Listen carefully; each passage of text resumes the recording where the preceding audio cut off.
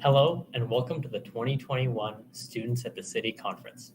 First off, we want to thank you for joining us for this live portion of the conference. We have a great lineup of speakers for this afternoon with both student and guest presenters. My name is Jared. I'm a third-year Bachelor of Commerce student at MacEwan University, majoring in supply chain management. And I am working as a co-op student in corporate procurement and supply services as a business analyst in the inventory department.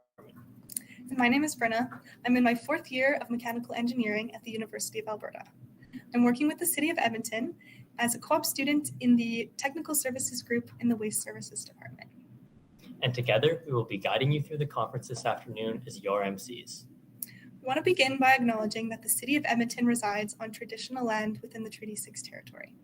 It's the homeland of diverse Indigenous peoples such as the Cree, Dene, Nakota Sioux, Anishinaabe, and Blackfoot First Nations, as well as Métis Nations of Alberta Region 4. The City of Edmonton owes much of its strength and vitality to the diversity of people that reside here. And so we must honor the diverse ancestors who marked this territory and continue to make this a city a welcoming place for people of all backgrounds. Thanks, Brenna. Each year, the City of Edmonton provides work opportunities to numerous students in different departments across the local government. This conference serves to showcase the contributions that these students have made to the ongoing work that is happening at the city. This year, our chosen theme for the conference is Challenge Yourself. The theme reflects the challenges that come with taking on new work experiences, learning new skills, as well as the difficulties presented by remote work that students this year have had to overcome. On our agenda for today, we have 12 student presenters lined up, as well as 4 guest presenters. We'll take a quick coffee break in the middle. The presenters prior to this break are shown here on your screen, starting with guest presenter Cheryl, followed by 4 student presenters listed up there. We'll also have a presentation from Edmonton City Manager Andre Corbould, and then the complete list, including those after the coffee break, can be found on our website. So we encourage you to check that out. We begin our presentations with Cheryl Kuehn. Cheryl has worked as a career development professional in many different phases during her career, beginning with a role as a peer educator as an undergraduate. That said, Cheryl landed her dream job 20 years ago as an advisor working with diploma students in the School of Business at what was then Grant MacEwan College. In an example of fortune playing a role in career development, in the fall of 2013, an offer to work with co-op students turned that dream job into a passion. The co-op advisor role provided the opportunity to form long-lasting relationships with students and be a small part of the exciting, and yes, sometimes daunting, stage in which students begin discovering and building their careers. Part educator, part coach, and part confidant, this role has been challenging, but also incredibly rewarding. Welcome, Cheryl.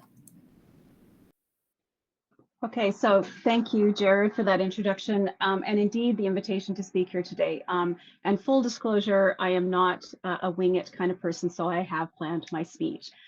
So indeed, my role as a co-op student is one that I've found is one I'm passionate about. And without question, the main reason for that is that I do feel like I've made a difference in the lives of many of my students, and that is important to me. And I think that finding things that are important to you is an incredibly key component of the career development journey. And that's part of what I wanted to talk about today. But that certainly doesn't mean that I haven't experienced my share of adversity in my career as well. So adversity is a word that I think resonates really with all of us, given what we've endured over the last year and a half, and frankly are still being challenged by. I think that without question, we've collectively experienced adversity in a really acute way recently, but it's certainly not unusual to face challenges at various junctures of our lives. And I think what's important is how we adjust and respond to that adversity. And one important factor to think about is that we can often learn valuable lessons from those things that challenge us. And facing adversity in your career is no exception. So I am a career development professional, so I'm going to look at this topic from a career development perspective.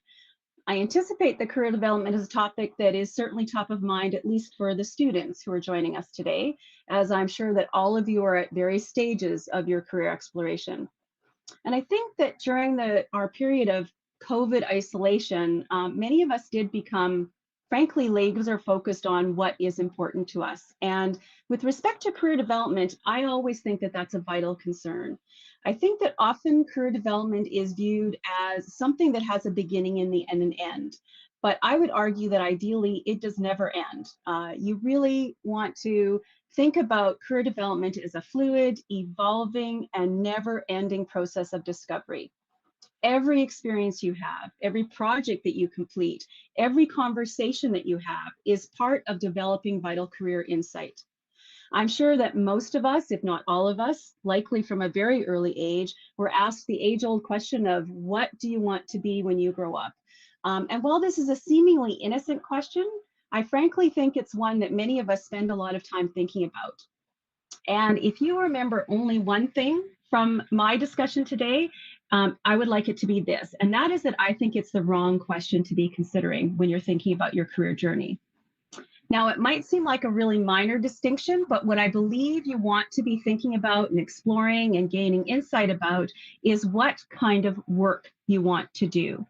There are many questions to explore related to that, but some critical things to think about are, what are your priorities for your workplace culture? How do you like to work and interact with others in the workplace? Thinking about what kind of skills you prefer to work with, and equally important, some of the skills and duties that you would prefer not to use or avoid. The hope is certainly that eventually you'll come to a stage where you identify a role that focuses primarily on things that engage you and limits the amount of time and energy that you have to dedicate to things that don't align with your strengths and preferences. And of course, what that is going to be different for each of us. So how does that journey begin? Well, it begins with you. A fundamental step in making career development decisions is to ask some introspective questions related primarily to your personality.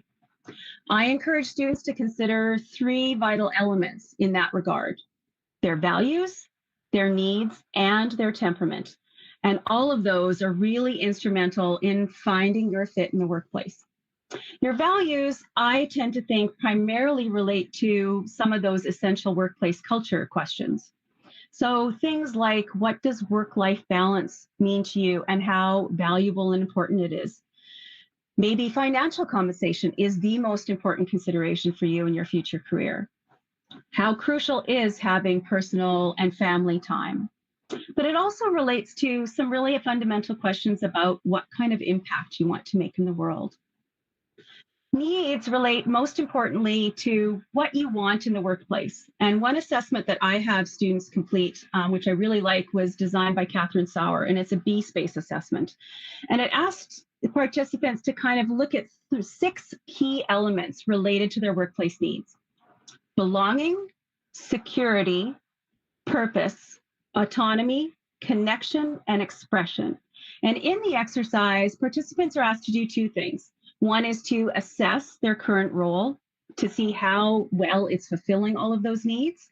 And the second is to rank those 6 needs in order of importance for them. I think this is a very good example of something that absolutely will tend to change and evolve as you progress in your career and at various stages in your life. It is one that I even see some distinct differences from the times that my students complete that assessment in their pre-employment seminar, which is when I meet them, to when some of them do revisit this as something that they consider in their capstone project after they've completed their year of work experience in co-op roles. Finally, you want to think about your temperament, because it is certainly equally instrumental in helping you find your fit and analyze the relative kind of value of different career opportunities.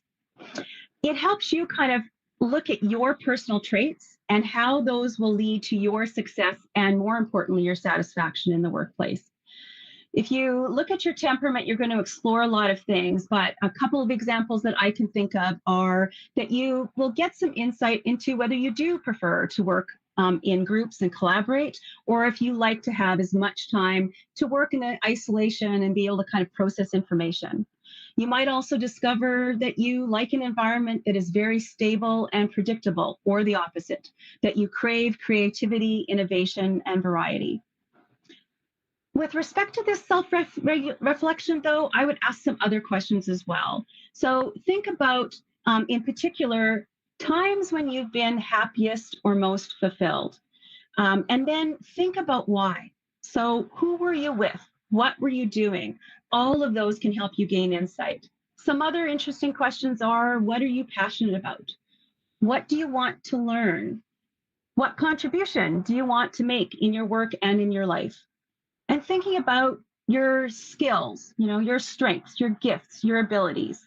And equally important, what are some of the things that frustrate you?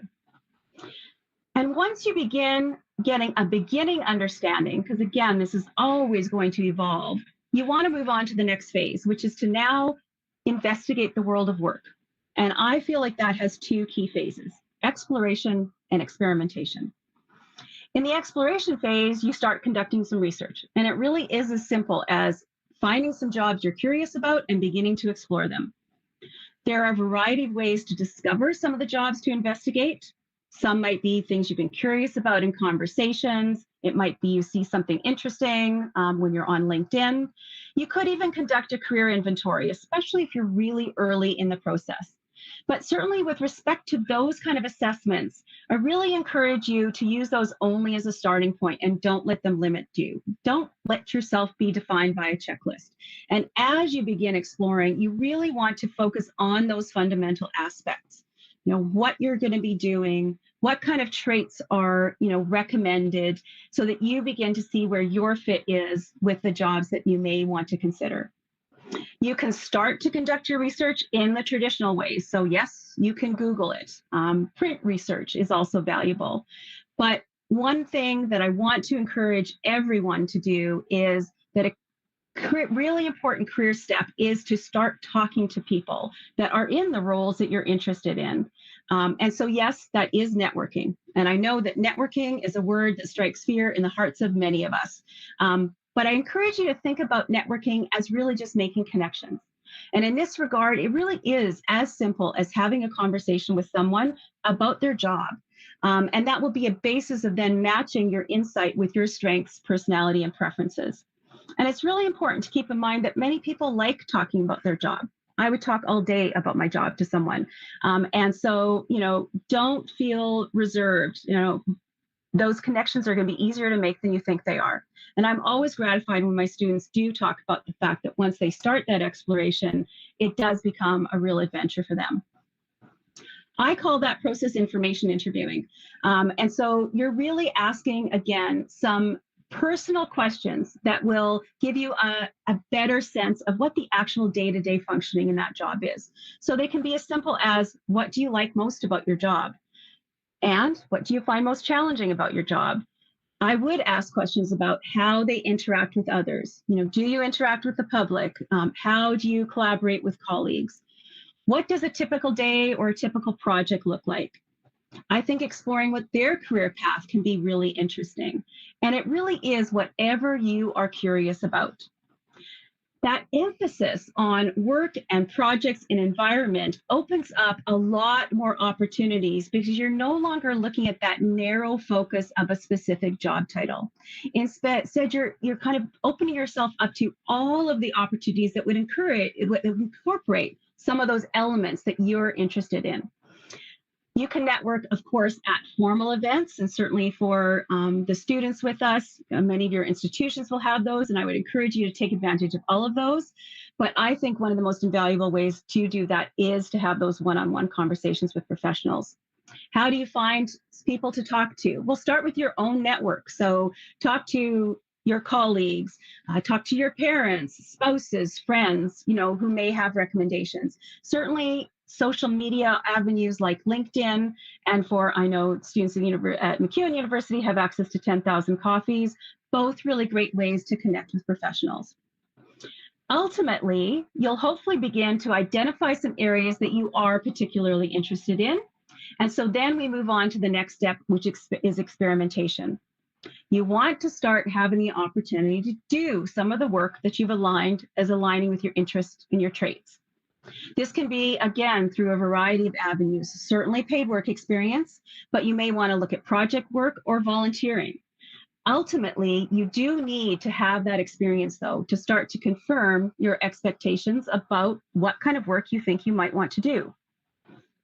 After you've had that experience, you'll start to make some discoveries. You may find that you are finding a fit and that you are indeed doing things that you like to do and that you'd like to continue doing more of. But you may face adversity and you may discover that there are some elements of a role that aren't a fit for your personality and your preferences. Both are invaluable insights that help you to gain data to continue that exploration. One really great tool that I've discovered is from a book called Designing Your Life. And it presents really a career exploration process that the authors use guiding their own students through career development. And one thing that the authors encourage participants to do is to keep a good time journal. And so really it's just recording the details of their activities over about a 3-week period. But one thing that they encourage participants to note is how engaged they are with the activities that they're being involved with and how energized that they made them. And that both of those elements help, again, to gain that insight. With respect to engagement, they really encourage participants to pay particular attention to times that they reach what they call a flow state. And as I've always interpreted that, those are those times when time really stands still and you really don't even notice it go by because you are so involved with the activity. And I've always said for my students, that for me, it is when I'm working with them. I often do absolutely lose track of time. So for the City of Edmonton students joining us today, you're already embarking on that process. So I want to commend you because you are integrating professional experience with your studies, whether you're doing that formally through a co-op program or through a summer role. So for you, I want to give you some homework. Before you leave your role, I want you to take some time to reflect on what you've done and think about some of the questions that we've talked about today. What was most fulfilling about your experience? And what did you find most challenging? What activities did you find most engaging? What did you enjoy learning about most? What did you discover about how you do like to work? Do you prefer to work collaboratively or do you prefer to work alone? And then take some time to consider why and record at least 3 observations that you've learned about what you like to do and how you prefer to do it. And then that will be the foundation for your continuing exploration. So that can be as you return to the classroom. Some of those topics that you've really been intrigued by, you can continue to explore in your studies and through other professional development opportunities. Continue networking and connecting with professionals. And that will help you to identify the next opportunity that will help you to continue that experimentation phase. My final tip for all of you for the afternoon is to stay connected with everyone that you've met and worked with here at the City of Edmonton. Like any job, that is such a key component of building your network. Your network will help you remain aware of opportunities, what's happening in the industry, offer you advice at different junctures. And keep in mind that your fellow students are also part of your professional network and will continue to be a valuable component of that. You will all progress in your careers and you can provide each other with ongoing support and guidance.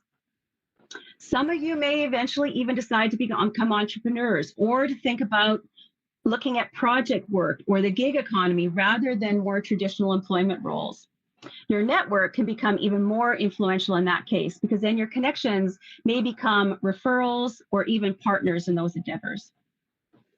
So I think I'm just going to close by thanking you for allowing me to have some time to chat with you today. And I hope that I've given you some inspiration to guide your continuing career exploration. Awesome. Thank you so much, Cheryl. Those are some awesome career exploration strategies that I think all of us as students can really use to reflect on our experiences that we've had at the City of Edmonton this summer or however long we've had these experiences. So thank you. We'll move on next to our first student speaker of the day, Akshat Atray. He is a third-year master's student in management sciences. He's been working for the City of Edmonton as a business analyst in the Edmonton Fire Rescue Services. His presentation today will give us an insight into this part of citizen services with an overview of Edmonton Fire Rescue Services and the role that technical services play. Welcome, Akshat. Hello, everyone. Thank you for the introduction, Jay. So good afternoon. I'm going to present today the overview of EFRS, the Edmonton Fire Rescue Services, and the role of technical services, which I'm a part of. This will provide you an insight into the functioning of technical services and how we work daily. So the motive of the EFRS is to protect life, the property of people, and the environment around us, so that we could improve the livability of all Edmontonians. So just to give you an overview, so we have so EFRS is one of the 9 internationally accredited fire departments in Canada as of March 2020. We do a lot of stuff which can be summarized as emergency response communications, fire suppressions, technical rescues, responses to life-threatening medical situations also. And our fire personnel are on duty 24 hours a day, 7 days a week to respond to emergencies anytime. And we also do the hazardous material hazardous material response, watercraft response in case of water emergencies, fire prevention programs and public education initiatives. And we also do emergency management and planning in case of disasters. And we also do in the back end several areas which provide support, including training, equipment, technology, mapping, data, analytics, and accreditation. And we believe that the training program is one of the best in the country. So just to give a breakup of the areas within the fire rescue. So we have fire rescue operations. We have Office of Energy Emergency Management and Planning.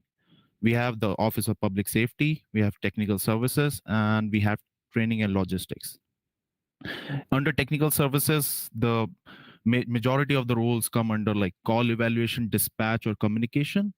Like basically, this is the first thing which happens after a call goes through 911. It is evaluated and then initiate a lot of cascading effect. And we have public safety technology. Then we have mapping services so that we provide geological information. Then we have application support and hardware to manage day-to-day work and provide support to the personnel. Then we have fire accreditation, as I said earlier. Then we also do data analytics and continuous improvement. So just to give you a brief summary about the work that we do here regularly in technical services. So we have the emergency response and communication center. This is nothing but simply to put it, it's like first you make the 911 call. It is forwarded to the ERCC or the dispatch, which they evaluate and then push it forward to the downstream departments to take action. Then we have the emergency systems. So emergency systems provide the GPS, the traffic light preemption system, the dispatch radio consoles, and everything just to coordinate in tandem with the frontline personnel. And then we have the accreditation and continuous improvement.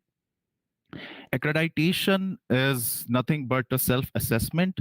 And if we are meeting particular standards, checks, and balances, we get an accreditation. Currently, EFRS is accredited with CFAI, which is Center for Fire Accreditation International. And we also do continuous improvement in terms of analytics. So we analyze a lot of operational data from the fire rescue services. And then we make reports, daily reports. We also do quarterly reports. We do performance evaluation and provide suggestions or give some recommendations for improvement. And so basically, just to put it here, so providing automated operational performance reports is one of the tasks. And we have an application which is called Target 911 RMS. RMS is nothing but record management systems, which records everything related to a fire event, the medical things, the operational report, and all other stuff. Then we have analytical dashboards and visualizations to explain data. So we have a lot of data coming in from a lot of areas. So we analyze them and present recommendations or solutions or answer some questions.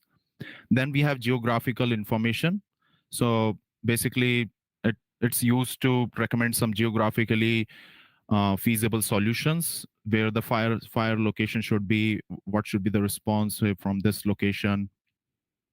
Then we have the quarterly reports, and we also do some research studies in the operations and use of fire rescue resources, methods, systems, and procedures.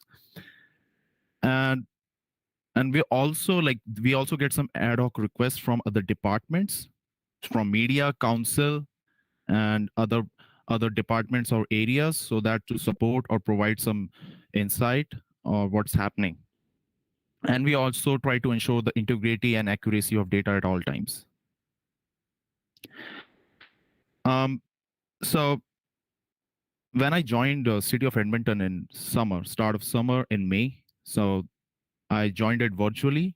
So there were a lot of challenges I faced. I think it will resonate with all of us. So some of them are I've summarized here in this slide. So one of them includes the communication gap, which is obvious. So everyone's sitting remotely. So there are a lot of communication gaps between what we want to say or what is being interpreted in our messages since it's all virtual. Then there's a gap in departmental training. So like you have a Q&A session, but it's not effective as in person. And then there's about the meeting the expectations. So we have so managers set some expectations and some performances like you need to meet those targets. So there's some gaps, some infrastructural issues, and a lot of things. Then we have the technological and infrastructure challenges. So like working from home has its challenges. There could be some Wi-Fi breakouts, or there could be some missing information. You want to talk to someone, or there's no one available to answer your questions and other things. And then there's a point of time commitments, like you need to manage yourself, and there could be a lot of requests from other people demanding like you get this work done at this time, you get this work done at this time. So you have to be really good with your management. And then there's the final point is there's the lack in a team interaction. So as you're not meeting your team physically, so it's not as I must say, like it's not as better as compared to in-person meetings. So yeah, so this slide summarizes all the challenges that I faced during my first few months in the co-op program. So any questions? We have a website on the Open City, and then all the questions are directed to fire rescue services. So we have a particular Google site for posing your questions, and those will be answered promptly. So if you have any doubts or questions, you can send them to us. Thank you. Thanks, Akshat, for that insight into the operations of the Edmonton Fire Rescue Services. Our next student presentation comes from a student who has been working for the city in public engagement and research for the River Valley Planning Modernization Project, as well as wildlife camera monitoring and open space assessments, Liam Kachkar. Liam is a fifth-year BA candidate studying urban and regional planning at the University of Alberta. His presentation today looks at mountain biking's ecological impact as a growing recreational activity in the context of the River Valley and the city's evolving policies towards this. Welcome, Liam. Thank you, Jared, for that introduction, and afternoon, everyone. Thank you for taking time out of your afternoon to hear from my colleagues and I. As Jared mentioned, my name is Liam, and I'm a planning student with Open Space Strategy. Today, I'll be speaking about my team's work with the City of Edmonton's River Valley Planning Modernization Project, or RVPM for short. In the second part, I'll also share about our literature review on the ecological impacts of mountain biking. I invite you to gear up, grab your bike, and let's hit the trails to learn more. Today's presentation will provide an overview of the RVPM project and its two components, the Ribbon of Green and North Saskatchewan ARP. I'll discuss the rationale behind my team's research and how mountain biking is one of Edmonton's evolving open space uses. From there, I'll share about my team's literature review, its process, scope, and what we learned along the way. I'll also share some challenges we encountered, and then I'll conclude with the significance of this research and what's ahead for the RVPM project. The RVPM project isn't about shiny new bridges or other big infrastructure projects. Apologies to anyone with IAS. Instead, it's all about the way we plan for our River Valley open spaces so that Edmontonians and visitors can enjoy them well into the future.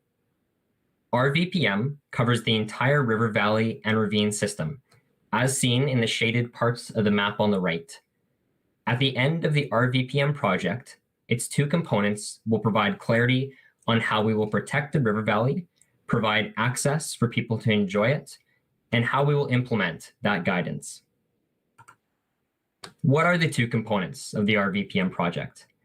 They are the Ribbon of Green, as seen on the left, and North Saskatchewan River Valley Area Redevelopment Plan, seen on the right. The Area Redevelopment Plan, or ARP, became a city bylaw in 1985, and the Ribbon of Green became policy in 1992. While the Ribbon of Green provides the strategic direction for the River Valley and Ravine system, the ARP provides the standards and rules that guide development. So, why are we researching the impacts of mountain biking? Well, mountain biking is one example of a recreational use that's currently not addressed in either the Ribbon of Green or Area Redevelopment Plan. In the 3 decades since these two plans came out, there's been a lot that's evolved in the city and with recreational uses. The fact is that the Ribbon of Green and Area Redevelopment Plan no longer adequately address the needs and activities of Edmontonians. This is evident in a few ways.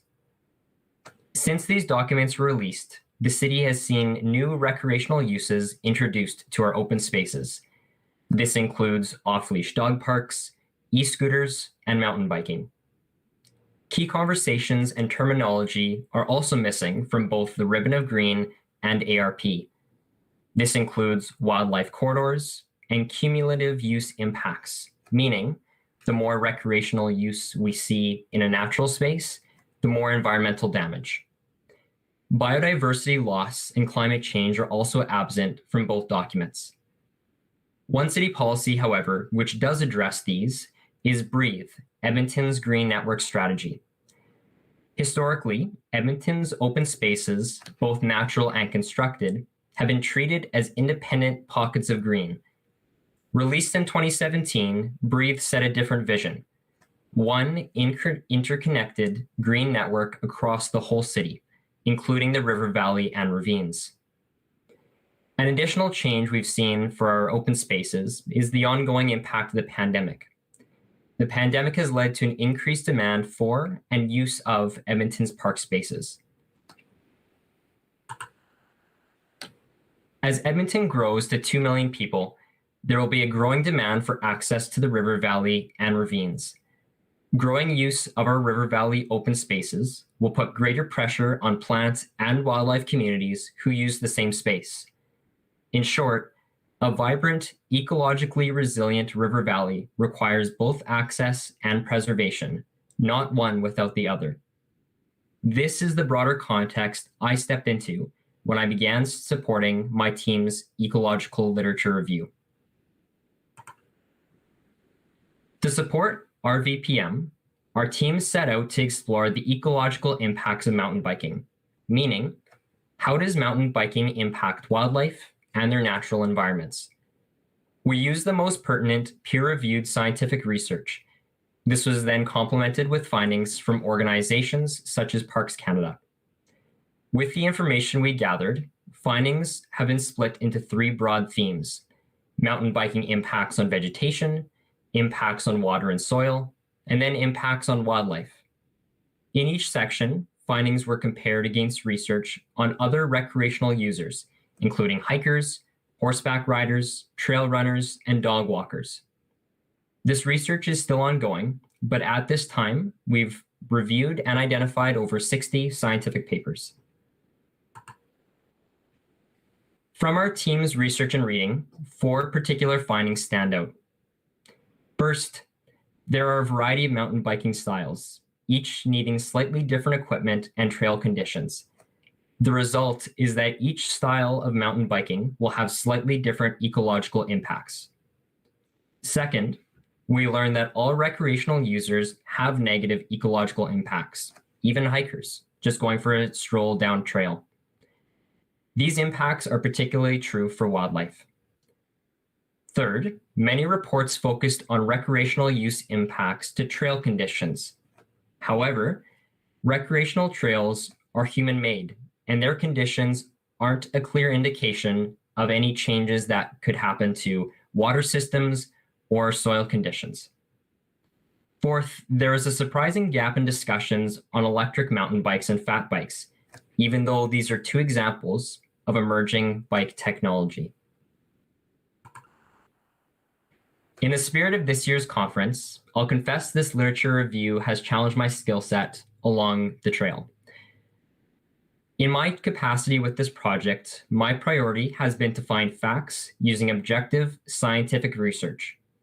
While I've taken several science classes at university, as an art student, I've felt more at home in the world of argument papers, mock project pitches, and posters. Additionally, this literature review has demonstrated how City of Edmonton administration navigates competing interests to deliver city services. As one example of this, I've seen my own team wrestle with finding ways to both protect our river valley's ecological systems and provide access to these spaces for diverse users. Mountain biking is not a night and day issue. The variety of styles makes it challenging to define or declare ecological impacts caused by all mountain bikes. As our team's research continues, we recognize there's much more to learn and understand about the ecological impacts of mountain biking than just what's on the surface. In the coming months, the RVPM project will continue moving forward. Internal engagement at the city is ongoing, and external engagement will continue in late fall. During these stages, our team will be refining priorities, land management classifications, and informing draft policy tools. Our literature review will also be released in the coming weeks. We'd love to hear your ideas about the future of Edmonton's river valley and ravine system. You can visit our project website, edmonton.ca/ribbonofgreen, to learn more and get involved. Thank you for tuning in. Awesome. Thank you, Liam. It's really exciting to see the research going into mountain biking and green open space access, but minimizing that ecological impact. We'll move on to our next presenter from Grace Ciarniello. Grace is a co-op student starting her third year in engineering physics at the University of Alberta. Her position at the City of Edmonton is in the Integrated Infrastructure Services Department, working on the Metro LRT extension. Presentation today will be on trackway innovations on the Metro Line LRT. Welcome, Grace. Hi, everyone. Thank you very much for having me. As Brenna said, I'm Grace Ciarniello, and I'm doing my first engineering co-op term with the city in the LRT expansion and renewal branch. Today, I'm going to share with you some of the work that I've learned about in my time at the city while working on the Metro Line LRT, and specifically some of the trackway innovations that we're putting into place. So for a little bit of background, the Metro Line Northwest LRT is the first extension of the existing Metro Line LRT that runs from the Health Sciences stop at the University of Alberta all the way over to NAIT. This is a pretty short extension because it's only 1.6 kilometers long, and it travels at grade or at ground level north from the existing NAIT station all the way through the Blatchford redevelopment area. So in order to run the line, the city is going to be getting 6 new train cars or LRVs to run on the extension. And most importantly, this extension is going to allow the city to start planning some of the later phases of the Metro Line, which will extend the line north to Castle Downs and then west over nearly to St. Albert. So this extension is going to include 2 new stations, a new NAIT station, which is going to replace the old temporary NAIT station, which we're going to be decommissioning, and a second new station that will serve the North Blatchford community. Both of these stations are going to be side loading stations, unlike most of the existing stations on the LRT line, which means that the tracks are going to run through the middle and in between the platforms, with the platforms being on either side of the tracks. So now the Metro Line extension is known as a high floor urban style LRT. So the high floor component refers to the fact that the LRT vehicles have most of their electrical and mechanical equipment below and on the bottom of the train, which is why for the existing LRTs, you have to access them from raised platforms. And then the urban style LRT refers to the way that the LRT is integrated into the surrounding communities.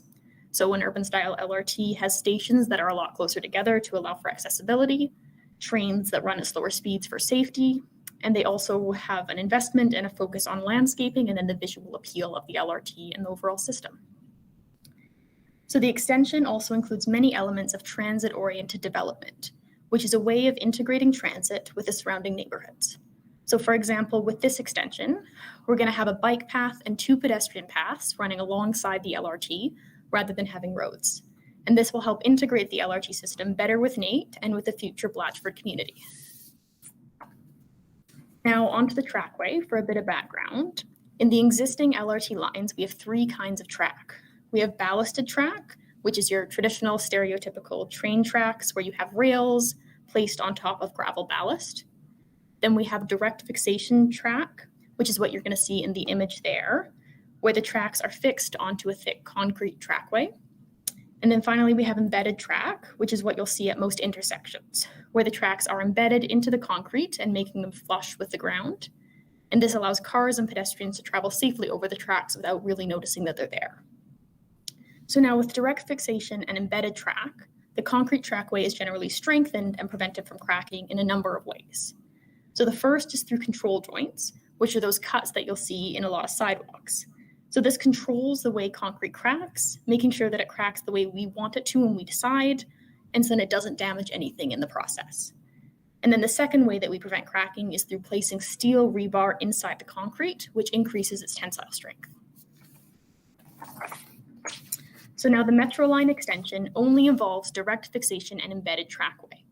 And this is part of the urban style LRT as well as part of transit-oriented development, because it helps to integrate the LRT with the surrounding community and allows for more safe and accessible crossings. Now, because of this, a lot of concrete trackway is going to be required. And as a result, a lot of steel rebar is going to be required to hold all of that concrete together. And one of the recent challenges that we've experienced is that the price of steel has gone up significantly in the past couple of years. And so because of this, the Metroline LRT team has been exploring some alternatives to steel rebar, which could potentially save the city up to $5 million per kilometer of new LRT track in the future. So the two main options that we decided to explore were the option of just removing the rebar altogether and not having any additional reinforcements, or the option of reinforcing the concrete with little steel fibers rather than using a whole bunch of steel rebar. The steel fibers are mixed in with the concrete before it's poured, and then while this option does use some steel, it uses a lot less than the rebar option. So in order to test out these two ideas, we decided to use a 200-meter section of this Metro line extension as a little bit of a test section to see how these two different options hold up. So the test section is split into two 100-meter sections. The first section is just 100 meters of regular unreinforced concrete, but to try and make the concrete more resistant to cracking, this section is going to have more frequent control joints to control the cracking, and it's also going to be a bit thicker. The second section is going to be 100 meters of just steel reinforced concrete that will again have a bit thicker concrete and more frequent control joints. Now, the key thing about these two test sections is that they've been really strategically placed in between two track switches. Now, track switches are what allows the train to move in between tracks and will make this section of track accessible if we want to do maintenance or monitoring. And we'll want to do a lot of maintenance and monitoring throughout the whole 30-plus year, life cycle of the trackway. So over this time, we'll be looking for how well these alternate test sections hold up over the years compared to the rest of the regular track, and we'll be able to monitor for any damage to these sections so we can fix them without really impacting the train schedule.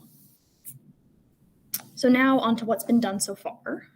So construction on the extension began in 2020 and mainly involved earthworks, clearing out some of the existing ground and putting in drainage, underground electrical conduits, and then other underground works.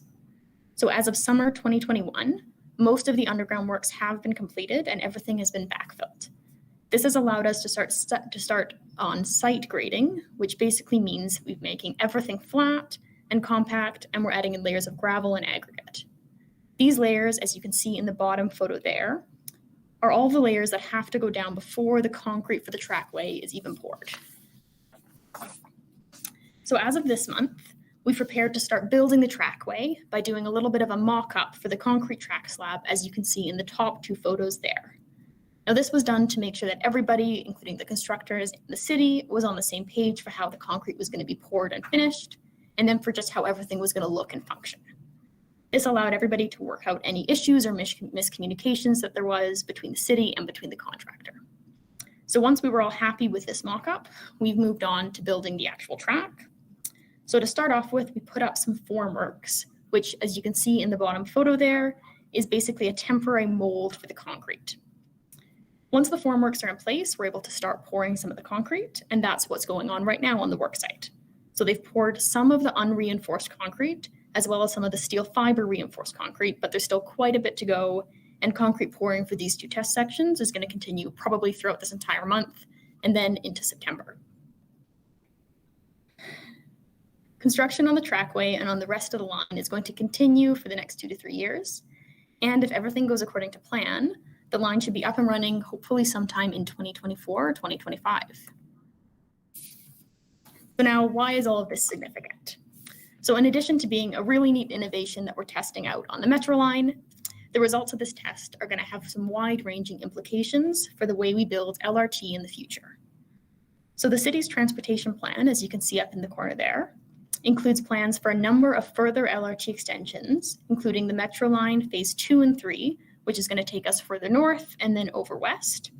And then we also have the recently approved Capital Line extension, which is going to take us south to Ellerslie Road. So if these tests are successful, we can use what we learned here in the design of all of these future LRT extensions, which is not only going to save the city a couple $1 million, but also opens the door for other new innovations to come in the future. And that's all. Thank you all for listening, and thank you to Brenna and Jared for having me. Thanks, Grace. It's cool to see the background behind a project that's going to be such a big part of citizens of Edmonton's lives, and it's cool to see the science behind exactly how the LRT and the tracks for it work. So we now move on to our 4th student presenter of the afternoon, Rajinder Kaur. Rajinder is a 4th-year student in HR and Labor Relations at the University of Lethbridge. She has been working with the city since January in the Business Readiness Group in Corporate Procurement and Supply Services. Her role in the team was as a business readiness student for the Enterprise Commons project, and today she will talk to us about her work with change management on the Enterprise Commons project. Hi, thank you. Thank you so much for the introduction. So to showcase what I have been working on, we have to first know what is change management. So I'll go over what my role is as a part of the change management team after we understand what change management is. So what is change management?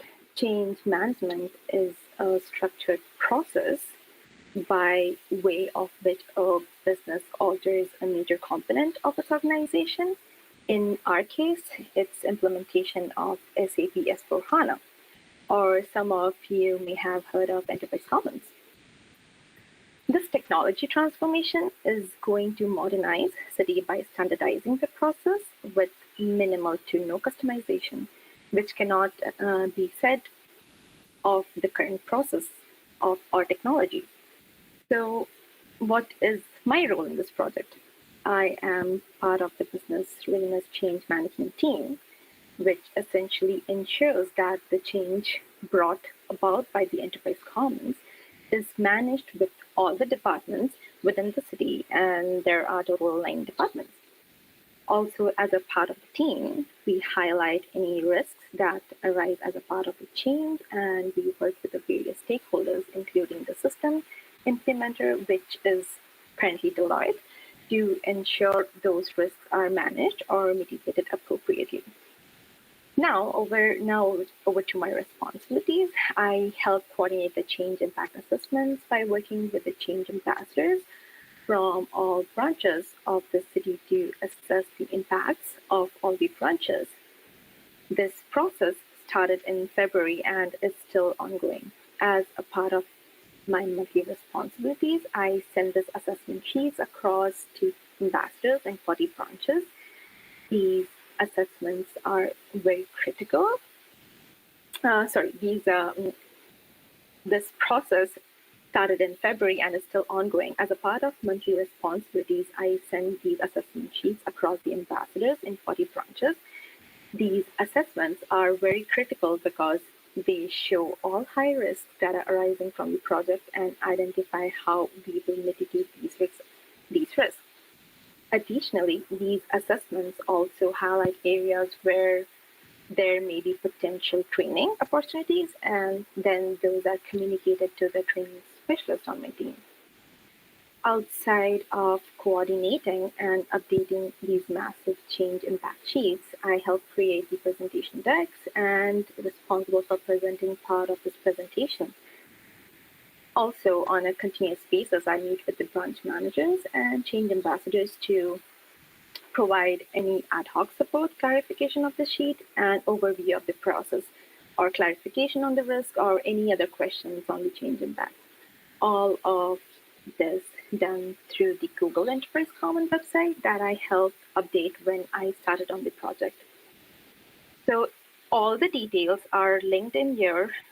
If anybody wants to check in, what is Enterprise Commons or Enterprise Commons Google website, if anybody wants to look on the change impact sheets, on a continuous, all of this done through the Google Enterprise Commons website, which I have linked in here, that I helped update when I started on the project. I also help on ad hoc tasks that are given by my supervisor or other team members, including training specialists. I have also created 3 videos which are shared with everyone at the city. These videos provide an overview or an awareness video with the Enterprise Commons project. I have also created a sneak peek or a short training video that walks through how to update personal information in Enterprise Commons. These are many other little tasks that I also perform on a daily basis, but I won't bore you with all those. One last thing I want to add in is that it has been a very good learning and enjoyable experience working at the city with my business readiness team. I want to give a shout out to my manager, Cheryl Kuehn, who has put up my nonstop questions, and I'm thankful for what she has done for me for the past 8 months. Not sure if I can take questions here, but I'm happy to chat with anyone who wants to know more about the business readiness team and anything that is in the infographics. Also, last but not the least, I have also learned this infographic, how to create an infographic in this project. Thank you. Thank you so much. Over to you, Bren. Awesome. Thank you, Rajinder.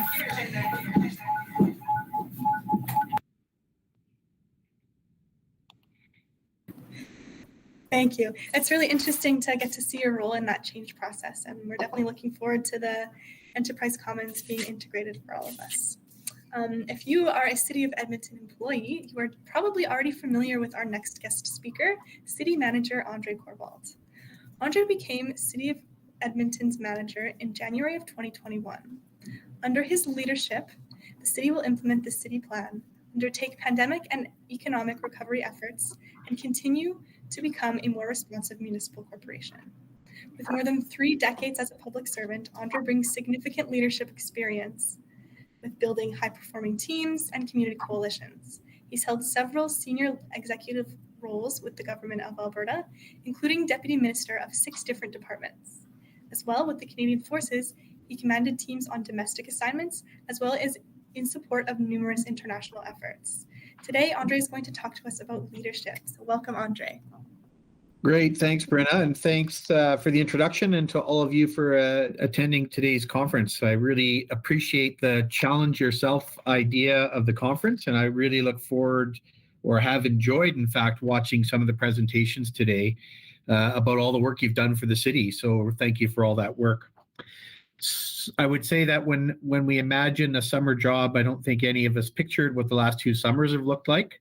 So if you figured out how to learn from home, and you figured out how to work from home, and how to work for a city without even being in the city office or even meeting your boss in person, you certainly managed some challenges over the last couple of summers. So you've got this, and today's conference is confirmation that you've made it all work. So thank you for that. I do want to share some thoughts today on what I've learned about leadership and leading through challenges. And I'll just start off with this first slide, which is a great definition of leadership from my perspective, because it talks about influence, personal influence of individuals to achieve common goals. And it really demonstrates that this is about people and personal interactions, not about management. You can and may have to lead anytime, no matter where you are or what you're doing. I'm sure some of you have had to lead as part of your jobs, and I appreciate that. So it's important to think about and understand how you're going to influence people to achieve some common goals and sets of priorities. It's all part of running an organization. Quite frankly, it's all part of life. So leadership can be scaled up or down as needed. Leading through adversity requires same skills as leading through projects or through issues or through other challenges, or even leading through good times. So this definition I like because it's certainly based on some of the things I've learned being in the military, being in the Alberta provincial government, and now, of course, at the city. And so I'll just talk to you a bit now about some of the principles behind that definition. This is a set of approximately 11 leadership principles that I've sort of developed over the years, and sort of some of them I've copied, some of them I've found, some of them I've come up with. But it's a really good set of principles that sort of guides the way I try to lead here in the city now. And I think the first 5 kind of relate to, yourself as a leader, knowing yourself, understanding what you can do, where you need to improve, where you need to be technically proficient, as we've seen in some of the presentations today. Seeking out responsibility and being responsible for the actions you take as a leader, making those sound decisions and setting the example. And you can set the example both up and down the chain of the accountability. The second 5 relate to the team, knowing your people, looking out for their well-being, keeping people informed, having your people develop a sense of ownership in some of the solutions they're creating, and ensuring the tasks are understood, ensuring that you're training as a team, and finally, relating to what you can accomplish and using the full capabilities of your organization is a really important principle. So I know it's a long list, but it covers 3 basic areas, and they are individual action, their team actions, and a focus on results. And this is the same as what I believe leadership is in terms of individual influencing a group to achieve those results. Now, this next slide talks more about the city's leadership competencies, and we have defined leadership competencies. And these are the leadership behaviors that help us create the culture of a successful, productive, and welcoming organization. These leadership competencies underlie how we deliver employee programs, how we describe success, and what we're talking about when we say excellence here in the city. There are 6 competencies. They're being courageous, being inclusive, being a values-based influencer, a collaborative networker, a systems thinker, and a creative innovator.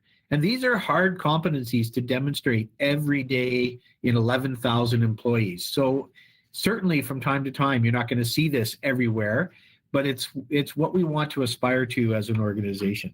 I really like these competencies. They capture the same ideas generally as some of the personal leadership principles I've already shown you. And again, it's about influencing others, and it's about accomplishing a common goal for the common good. So the same idea here, you've got individual group goals. So let me go through them a little individually and provide some examples. So the first 2, let's start with courage. So certainly I can tell you that my experience in the military taught me something about courage. It's not about being fearless, that's for sure, because I've been scared and fearful many times in many of my experiences, but it's about managing through the challenge of fear. And it's about knowing the risks, managing the risks, understanding the consequences. And there's a lot of thought and homework and research and insight that goes into being courageous, because a lot of it is readiness, being prepared for difficult circumstances. It's also about working through those personal emotions, having strength in the face of pain after an injury, leading a team when they are grieving the loss of a colleague. And you always carry the emotions with you, but you find ways to work through them. And I can tell you, I'm going through a lot of emotions right now when I see what's happening in Afghanistan based on, the 3.5 years I spent there on different tours. It's difficult to watch those things and carry those things with you. So what does courage look like at the city? Let me give you an example. Being a yes person is not being courageous. It's in fact the opposite. And so my job is to make decisions. My job is to provide advice to council who has to make tough decisions. And when I receive briefing notes and information from across the organization, my expectation is people are not telling me what they think I want to hear, but they're telling me what I need to hear to make those tough decisions. And it's not always going to be stuff I want to hear, because some of the stuff, the facts are difficult. And so my advice is spit it out, speak truth to power, whatever the catchphrase you want to use. That is about being courageous. And there's going to be risks. Describe those risks. There's going to be contrary views and multiple perspectives. Describe them. How do we manage and challenge what we're hearing and saying?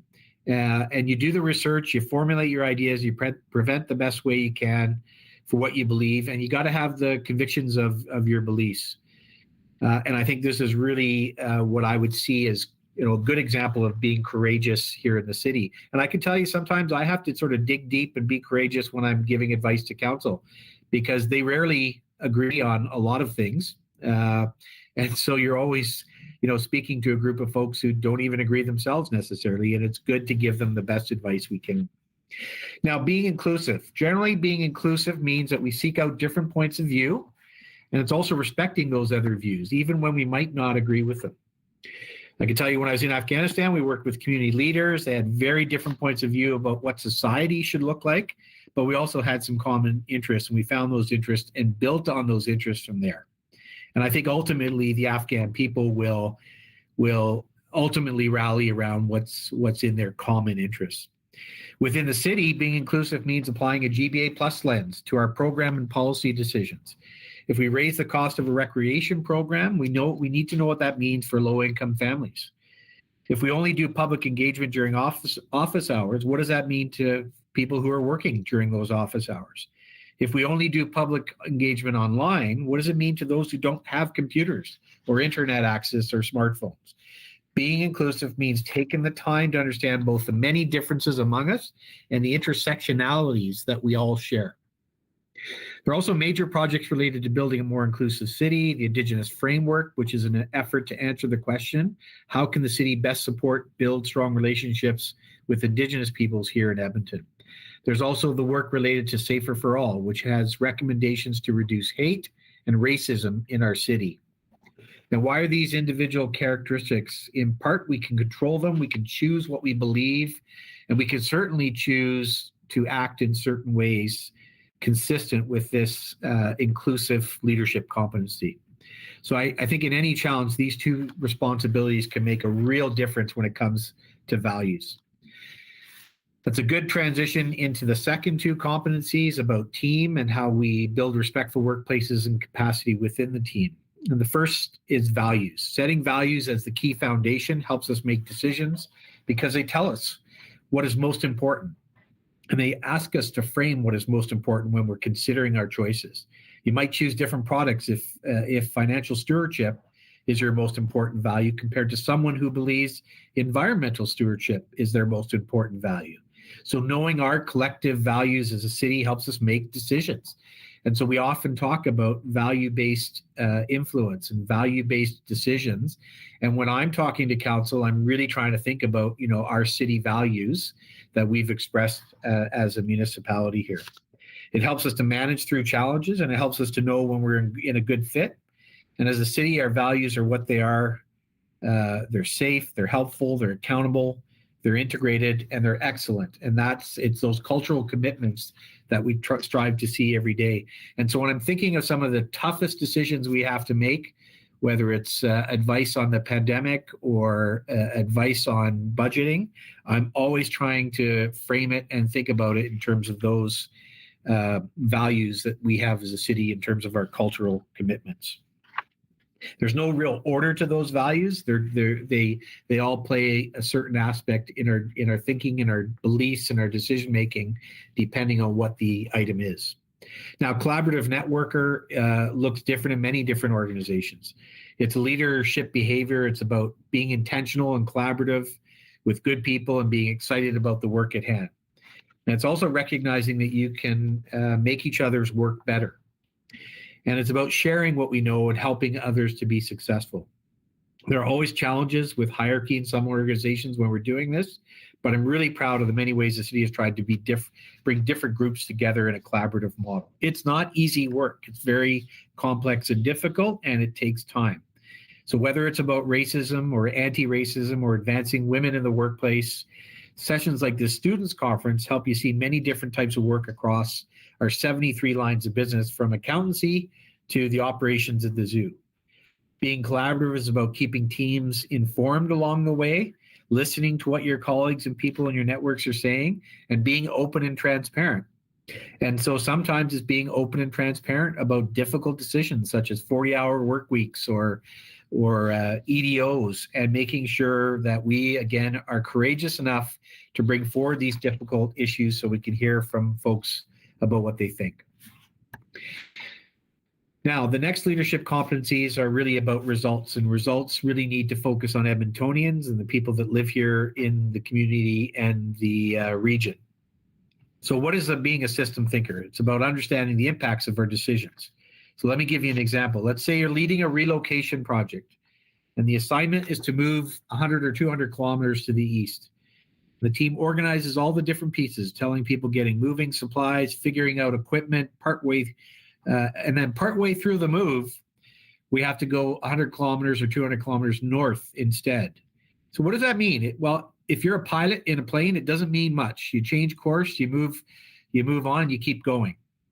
And you just change direction. Pretty simple. If you're in a bunch of vehicles or transportation, you check the fuel, you figure out how much longer you have to travel, and again, you stop, make an adjustment, and move on. But if you're a team on foot carrying 200-pound backpacks, the impact of that decision is very different. And so you can imagine what the teams think about the challenge, their leader, and the change depending on those three different circumstances. So situations which can be a minor annoyance to some can be huge adversity to others. And how the team is operating can make a challenge easier or harder depending on the resources they have available to manage the change and the situations and adversity that impacts the system. And of course, this influences leaders as well.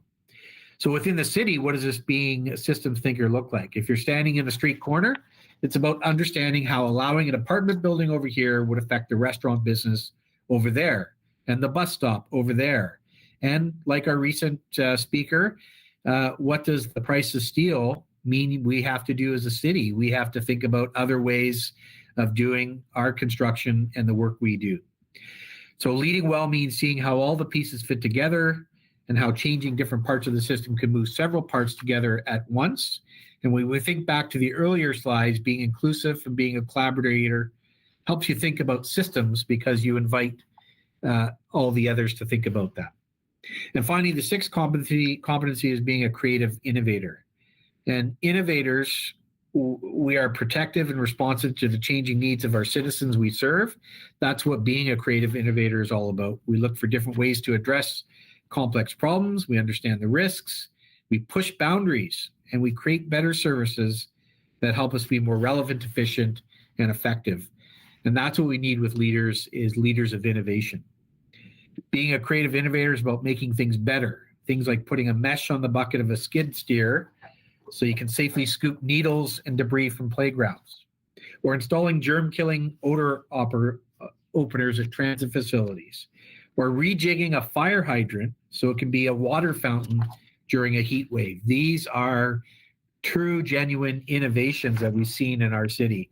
And so I'm very optimistic on this front, and I am definitely optimistic about you young students and what innovations you've brought to this city during your time here. So from my perspective, how do you lead through adversity? It's really, and difficult times, it's the same as you do in good times. You govern yourself, you influence others, you achieve and focus on a common goal. And hopefully along the way, you have a chance to enjoy the journey and enjoy the work you do. Being a public employee is honorable, it's meaningful work. And whether it's for one summer, one co-op term, or an entire career, I thank all of you for your service. And I thank you for the work, and I hope you will continue to think about the city of Edmonton as a wonderful place to live, work, and stay. And I understand that we don't have time for questions today, but I'm certainly open to hearing from you and answering questions. So I put my email address on this last slide. Feel free to send me a question, and I will respond. And so thank you very much for your time. And back over to Brenna and Jared for the next part of the conference. Thank you very much. Thank you, Andre. It's great to hear about what it takes to lead from someone who has so much experience being a leader in many different areas. And the military and as city manager, it's really great to hear about. So we'll now move on to taking a quick break for this session. We're just going to take a short 10 to 15 minute pause. We'll be back at 1:25 and we'll resume our presentations then.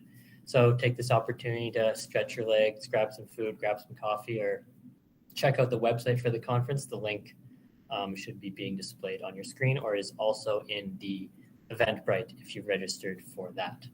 So we will see you back at 1:25.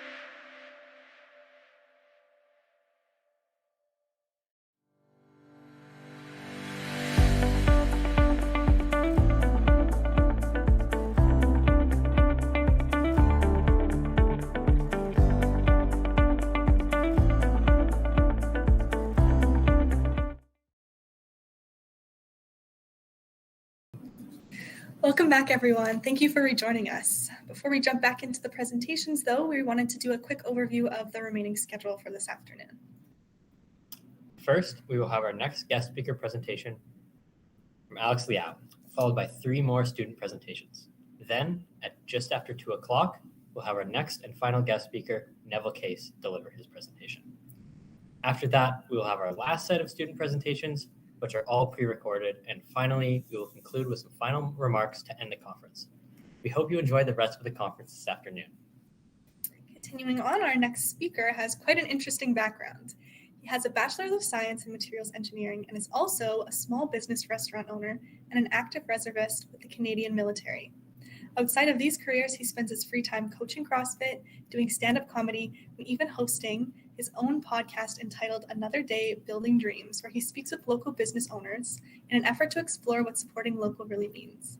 Today, Alex will present to us about how challenging yourself leads to self-discovery. Please welcome Alex Liaw. Thanks a lot. Thanks for the invite. I'm really honored to actually be here. It's kind of cool to see you guys all doing your presentations. I'm going to talk to you guys like how I talk. What you actually notice from the last speaker to me, we're both in the military. He's like more officer-like. I'm a sergeant, so we're non-commissioned members. You'll probably recognize the difference between us two here. Okay, but he does some great work. I've heard of him before. Good on you there. Okay, so challenging yourself kind of means self-discovery to me. Let's see here. I just want to talk about this because I want to talk about when I was your age. I feel like so old now. When I was your age, I was probably around most in your early 20s, I take it. That's probably, honestly, to be honest, I've asked around them before doing this presentation, and I found out most people are kind of just scared of what's going on in life.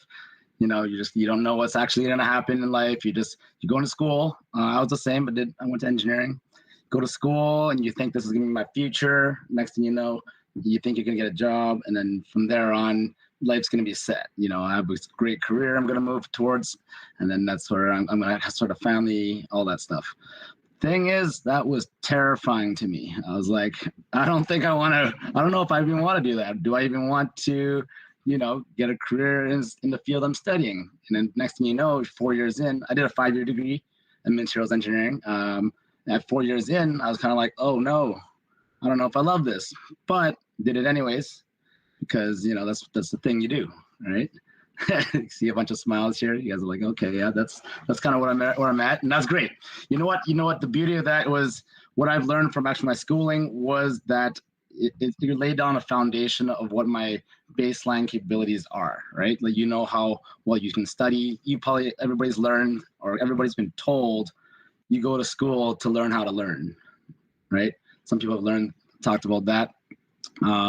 So that is kind of what it is, but at the same time, you are learning some technical skills, but mainly you're more so learning the culture of the field that you're studying, okay? So that's what I really discovered when I was in university. I learned the culture of being a student and then the culture of what an engineer might be like, okay? So then after I graduated, I worked in a position with a gas company. I don't want to name any company names.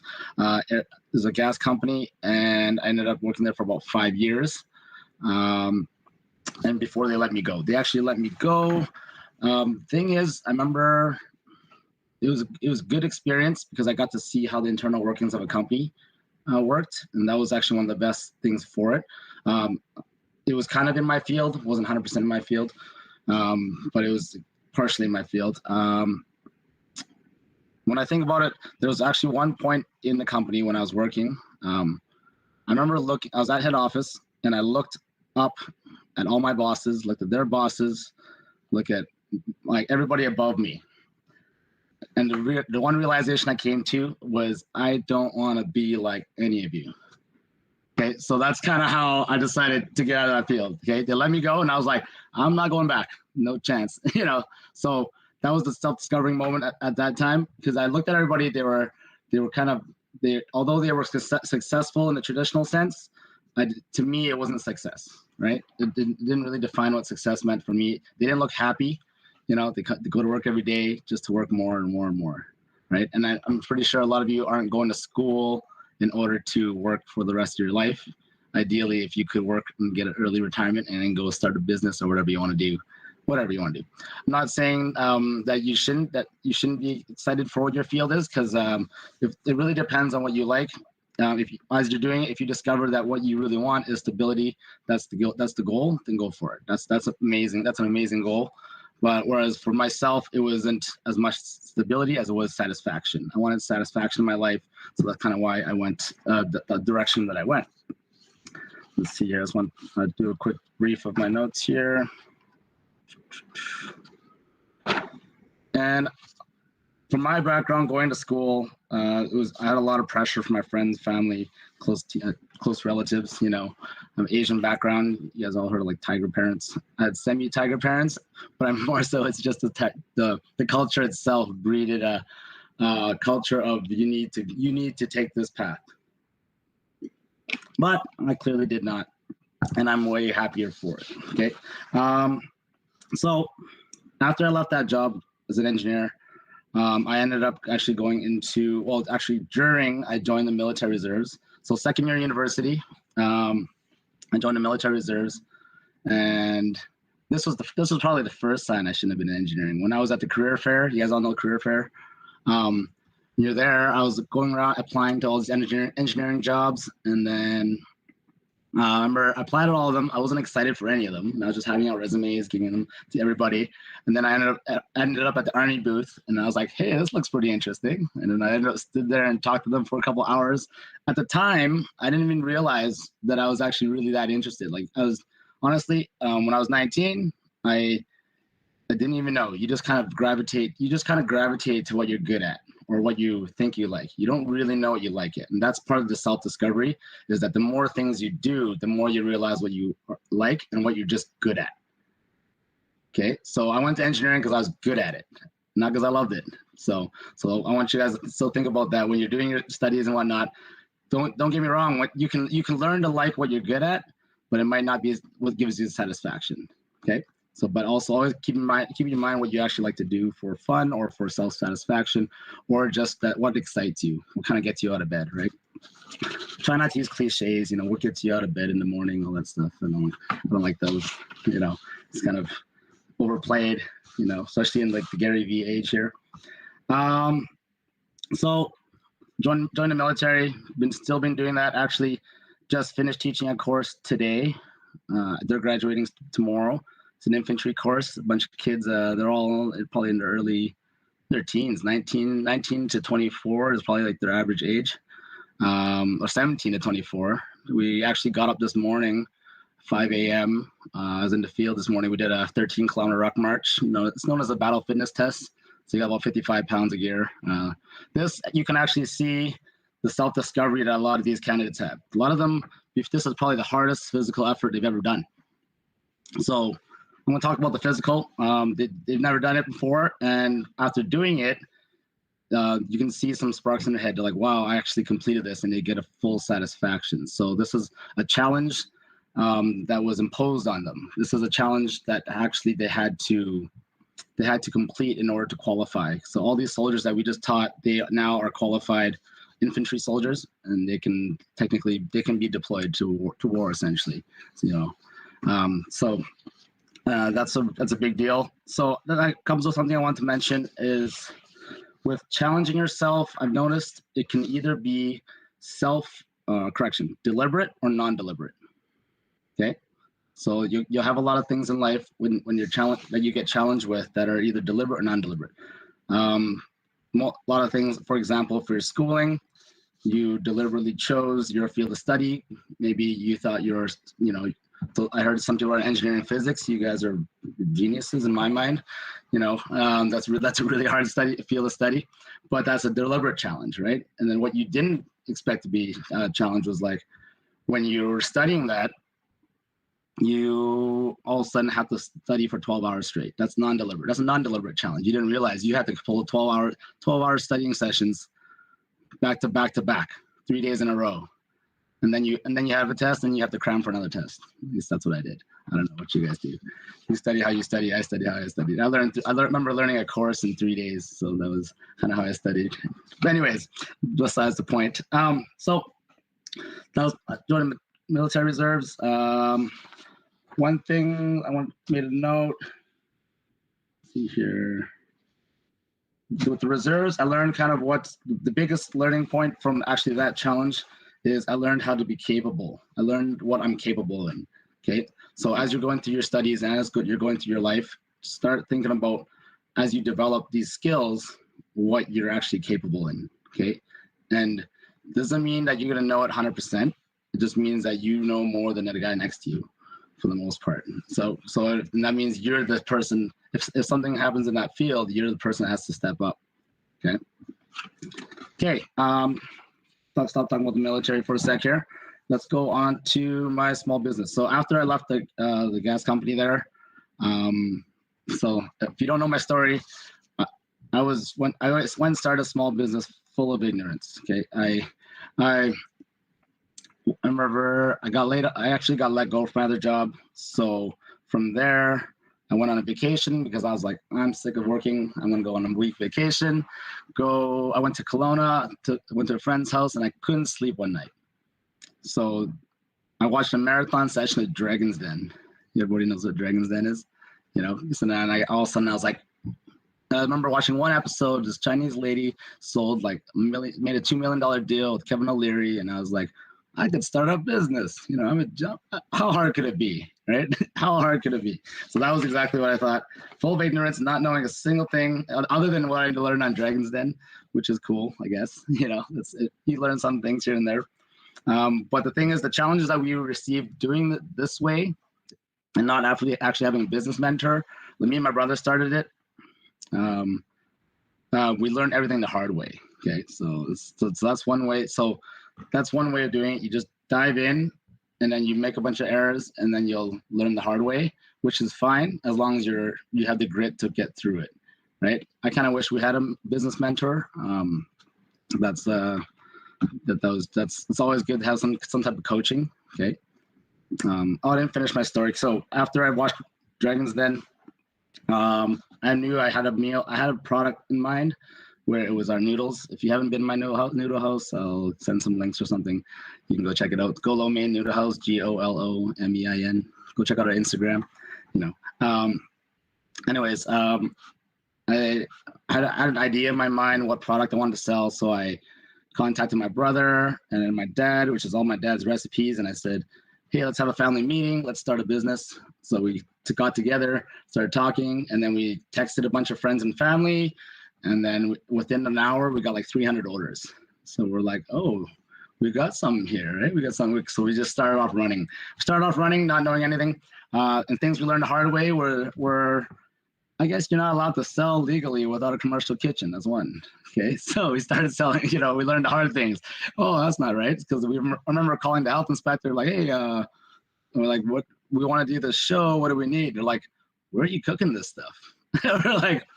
We're like, nowhere. we're like, we're just gonna cook it. Like, well, you need a commercial kitchen. I'm like, oh, okay. And we're like, okay, let me call you back. So we click, and then we ended up going the right route, and we found a kitchen to use and all that. But that was step one, and that was like a big failure on our part. We're like, oh no, we can't do this show, and that was like a big crushing moment. So that was a challenge. The mindset behind that was, let's just get going. Okay, let's just keep getting going. Don't worry about what you have to plan, because you can plan too much. Like I've done some business workshops where like get a business plan. You just sort of get a business plan, do all your projections, do all this, do all that. We did the exact opposite. We didn't have a business plan. We just dove right in and started producing product and selling. Right? All we knew was from Dragon's Den. You got to get sales. You got to get customers, and people have to get educated about your product. Right? So that's what we did. This is also very, let's see here, what we got here. So this business we've been running for about 7 years now. Went through a lot of different things in this business, like the mindsets. I want to go through the mindsets of each of my experiences just to help you guys. If you guys ever start to do something similar, maybe you can get into the same mindset. The mindsets I had were like, I was excited to begin with, and then you got terrified, and then there was a time where I was like sick of it. And then I was like, there's a time where you're just grinding and like these unexpected challenges. And then there's also a time where I did it for everybody around me. Okay, so because I had a team that I built, and you don't want to let the team down, right? So that was one thing I've noticed, that if I have a team around me that I need, that is banking on me, I'm going to work a little harder, right? That's just for myself. Some people are very self-motivated. I tend to get motivated for people that for my team and people that I'm working with. Okay. Let's see here, what else we got here. Yeah, also this time was it was an interesting time for our family in particular, is because when we started the business, I'm going to share a little bit more with my family here. Both my brother and my mom both had strokes. Okay, so my brother wasn't able to work, but when I started this business, all of a sudden I could bring him in, and then we started this business together. He had a stroke. The left side of his body is disabled, but his right side he can still use. So he was a marketing manager before, so he did all the logo design. It's a very beautiful story. And my dad was also unable to work because he had to take care of my mom at the time. So we all got together and started a nice family business. Now I hope you guys really feel for this story and go buy some noodles at the market. So that's my goal here. No, I'm just joking. Anyhow, so that's the noodle business. Right now I have a team of 7 staff. We're located at the Bountiful Farmers Market. If you haven't been there, go check it out. Really cool market. It's been open for 2 years now. All local vendors, local businesses, and if you ever thought about starting a business, that's kind of the first place you should go take a look, because then you can meet a lot of people that are in the ground level of small business. Okay, it's a really cool place to see. Also, if you do happen to stop by, come say hi. Definitely like to say hi to you. I'll give you some noodles. You'll love it. Let's see here. So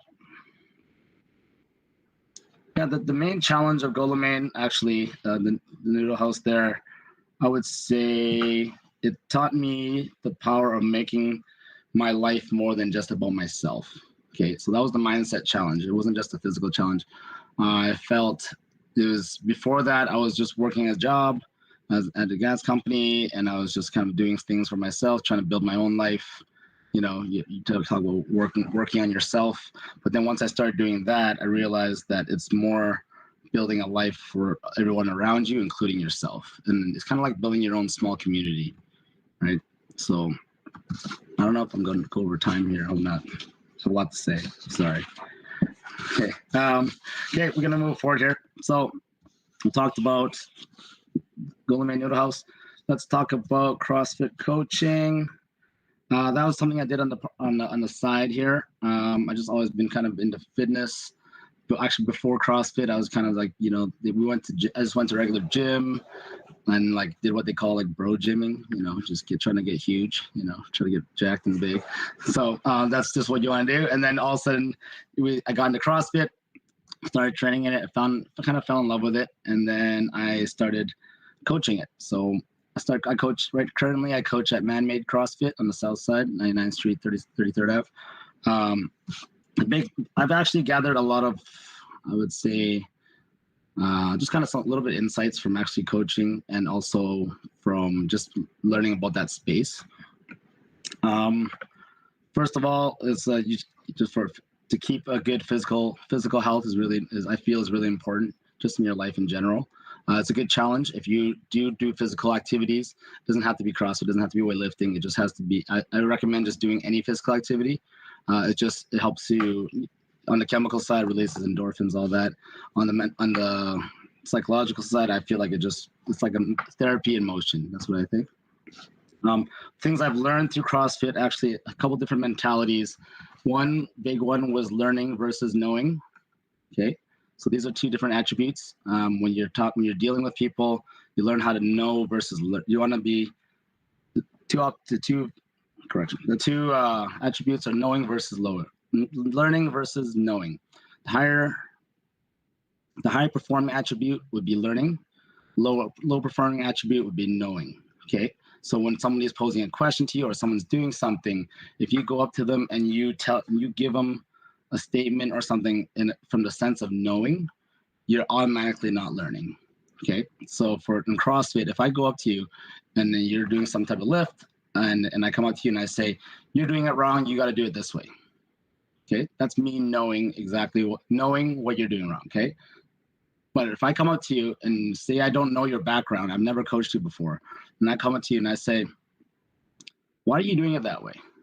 Okay, and or like, what are you doing? Like, what caused you to do this? And you might be like, well, my old coach taught me this way, or I have an injury in my elbow, or I don't know what the hell I'm doing, right? Like, I have no idea what I'm doing. So then at least at this point, I came from a place of learning rather than a place of knowing. Okay, so this is a very good paradigm to work with. I really love this paradigm. Also, I've also learned from CrossFit that consistency over intensity. So you want to do, when you're working on life or physical capabilities, you want to work on consistency, where you work every day, work a little bit, build up over time. You guys have heard that, but rather than intensity. So instead of, I haven't worked out in 2 months, I'm going to go work out really hard, just work out a little bit every couple of days, right? And that's going to give you more results. And also, like, the best fitness program that you're ever going to follow is the one that you actually follow. Makes sense? Yeah. Okay, good. Let's see here. What else we got here? Okay. Also, doing something hard like CrossFit, I found it actually just taught me the basic foundation of how to get good at something. Like, you just start small. You learn how to get coached. You like learn step by step by step. And I feel like, yeah, it feels good to get good at something. I feel like to actually challenge yourself and to get good at something is really important in your life. So I think whatever you do other than school or even schooling, if you want to get really good at it, just realize what's actually happening in the background other than just your studies. You're learning how to get good at being a student right now. And then eventually, once you get a job or you pursue your own career, you're going to learn how to step by step, incrementally get better in the long run. So consistency over intensity, learning versus knowing. Okay. All right, let's go into more factors of my life. Sometimes you know what, it's really weird when you guys ask me to talk about this, because I don't like talking about myself, and you force me to like tell my stories about myself. And people like to, whenever someone asks me, what do I do? I have no idea what to say. They'd be like, what do you do? I'd be like, I have no idea. What do you want me to say? Like, I do a bunch of things. Okay. I do whatever is fun, right? I do whatever is enjoyable. Okay. Let's see here. I want to talk about podcasts. Let's talk about podcasts. So currently I started a podcast. This is actually just a way I found of creating my own voice. It's kind of cool. It's a small business podcast. So if you actually go to the market, you'll talk to other vendors, and then you can listen to my podcast and you can actually learn about the vendors. So it's pretty cool. You have to learn about the vendors. This project's been a really good way for me to talk to people in my industry as a way of networking. I hate people that say I'm networking. Okay, I don't like that. It just sounds, I'm creating my network. Okay, what does that mean?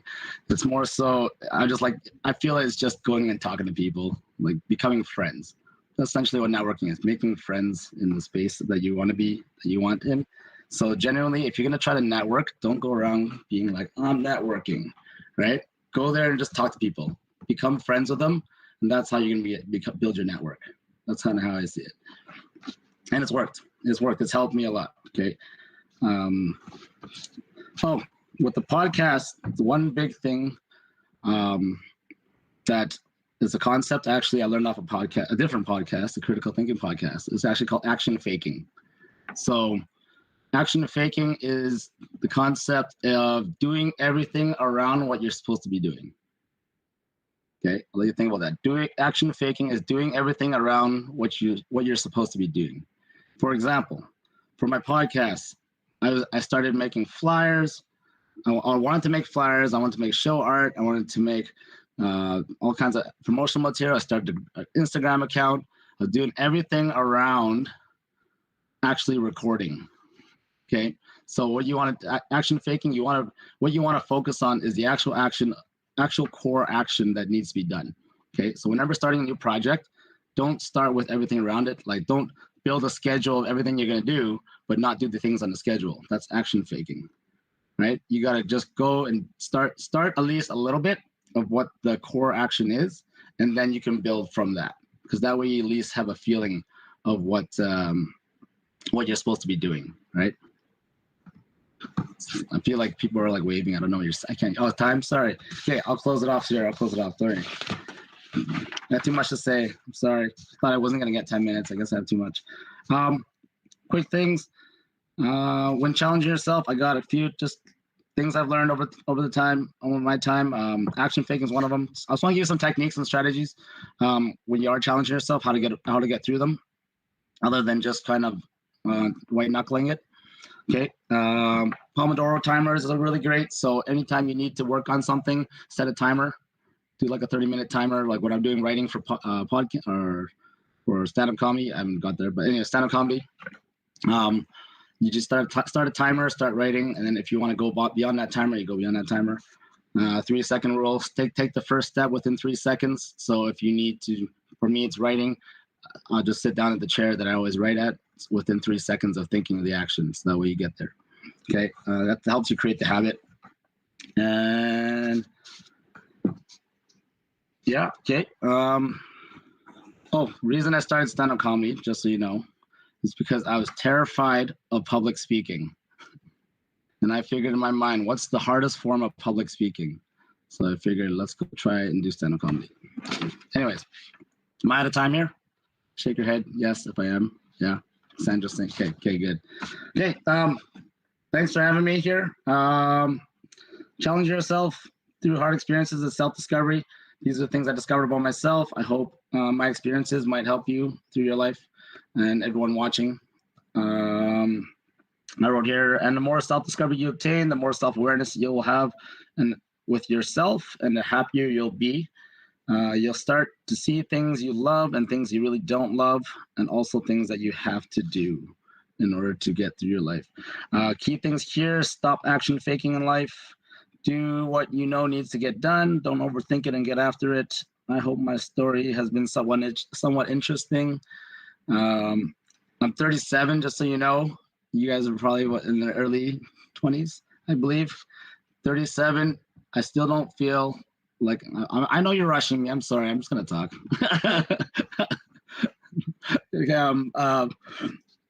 It's 37 feels a lot like 21. I'll tell you right now. So don't rush too much. You still have lots of time. Get after it. Go challenge yourself. Talk to you guys later. Have a good day. Thank you. Thanks, Alex. It's great to hear about that insight about self-discovery into a time that a lot of us are going to be heading into pretty soon in our lives. So our next presentation will be given actually by two students who are working both in the Planning and Environment Services Department in the city, Alexander Laycock and Amara Janke. Alexander is going into his third year of civil environmental engineering at the University of Alberta, and Amara is going into her fourth year of civil engineering at the University of Alberta. Together, they will present to us about the bike network in the city, including information on MyMaps, bike parking, network finding, and more. Welcome, Amara and Alexander. Thanks, Brenna and Jared, and thanks everyone for having us today. Alex and I will be discussing Edmonton's bike network and some projects around that. So today we'll be discussing mapping technology in the bike network, various projects we're working on, and how the bike strategy connects to City Plan. We'd like to start our presentation with a brief introduction to biking in Edmonton. So we've both been working extensively with bike facilities throughout the work term. So what are bike facilities? There are different types of infrastructure that are used for a variety of mobility options, not just biking. They include a diverse range of facilities which are used for different purposes. Generally, these facilities can be found on streets, parallel to streets, or in their own right-of-way. Some streets may feature more than one type of bike facility in different directions. A shared pathway is our first type of bike facility. It's quite common throughout Edmonton. It consists of a pathway that is not part of a road, meaning it can parallel a roadway, or it can make its own path. As the name suggests, it is shared between all active mode users, such as pedestrians, runners, cyclists, and more. A protected bike lane is incorporated as part of a road, and its defining feature is that it includes a physical barrier between lane users and traffic. This is typically a concrete curb, but could be a raised lane. These can be unidirectional or bidirectional. A painted bike lane does not have a physical barrier like a protected bike lane. A line designates it from the rest of traffic. Here in the upper right-hand corner is an example where there's a painted bike lane in one direction and a shared roadway in the other direction. So two types of facilities on one roadway. A shared roadway is not separated from traffic by a painted line or physical barrier, so cyclists and traffic use the road together. Two types of shared roadways exist. A shared roadway low traffic is a shared street where the traffic is fairly calm. An example could be a quiet residential street. And then a shared roadway high traffic is a shared street where there's a higher volume of traffic. And an example of this is Millwoods Road. The bike plan was finalized in September 2020 and took 2 years to complete. The key phrase is, making cycling inviting for all reasons in all seasons. This is the strategic direction about how to guide biking in Edmonton going forward. A lot of engagement was completed around the bike plan, and over 11,000 Edmontonians provided feedback. The goal is to make the bike network easy to use for everyone, no matter how much experience you have cycling, and to make it both safe and efficient to get to where you want to go. An effective active transportation network ties back into the goals outlined in the city plan, and the bike plan is the framework to achieve this effective network. The city plan was finalized in 2020 and is the overarching guiding document for the City of Edmonton, up to 2 million people. So here's a visual of how the bike network has grown recently, and this map highlights some of the bike routes added since 2017 in pink. So next we'll be looking at how mapping ties into the bike network. Different maps and software are used within the mobility unit around biking. SlimGeo Media, ArcGIS, and Google My Maps, along with the occasional paper map, are used by the mobility team. And then Discover YAG is a map available to the public for wayfinding, and it has a really nice bike network map as part of it. And then there are also paper bike maps available for the public as well. In the past, SlimGeo Media was used as a primary mapping software, and this is now transferring to ArcGIS, which will become the primary software used going forward. So as things were switching to ArcGIS, there was a value in a map that would serve as a sort of bridge, something to use currently in the interim. And this is where Google My Maps comes in. It's very easy to use and intuitive, and it allows you a great overview of the bike network and the ability to add data attributes. And within the team, this accessibility was very valuable. Here's an image of the existing bike network in My Maps. My Maps allows you to add data attributes like facility type. So for example, the shared pathways we talked about earlier are showing up as this burgundy red color. Here's another look at the existing network, and here are some of the facility types we looked at earlier in the presentation. My Maps allows you to enter data attributes for line items, and determining which data attributes are needed going forward is an ongoing process. A map is not only beneficial for the planning side of things, it also ties into operations. So for example, a data attribute like priority level gives you the level the facility is currently cleared to. For example, a level 1 means it's cleared first after a snowfall. These details give a better understanding of the network, what level of priorities facilities are at, and the quantity of different facility types. This information can then be used by other areas of the city. So here's a look at the current bike network in Edmonton. And here's a look at the future bike network. And then one of the coolest things to see is when you overlay the current network and the future network, and you get this really interesting grid. And this is hopefully how biking in Edmonton will look in the future. So I've been working on various projects pertaining to the bike strategy during my time with the city. These include one around defining bike parking and another which aims to add wayfinding to the bike network. Bike parking takes many forms, but essentially it's a secure and convenient place to store a bike for a period of time. Bike parking can be used in many different settings and land uses.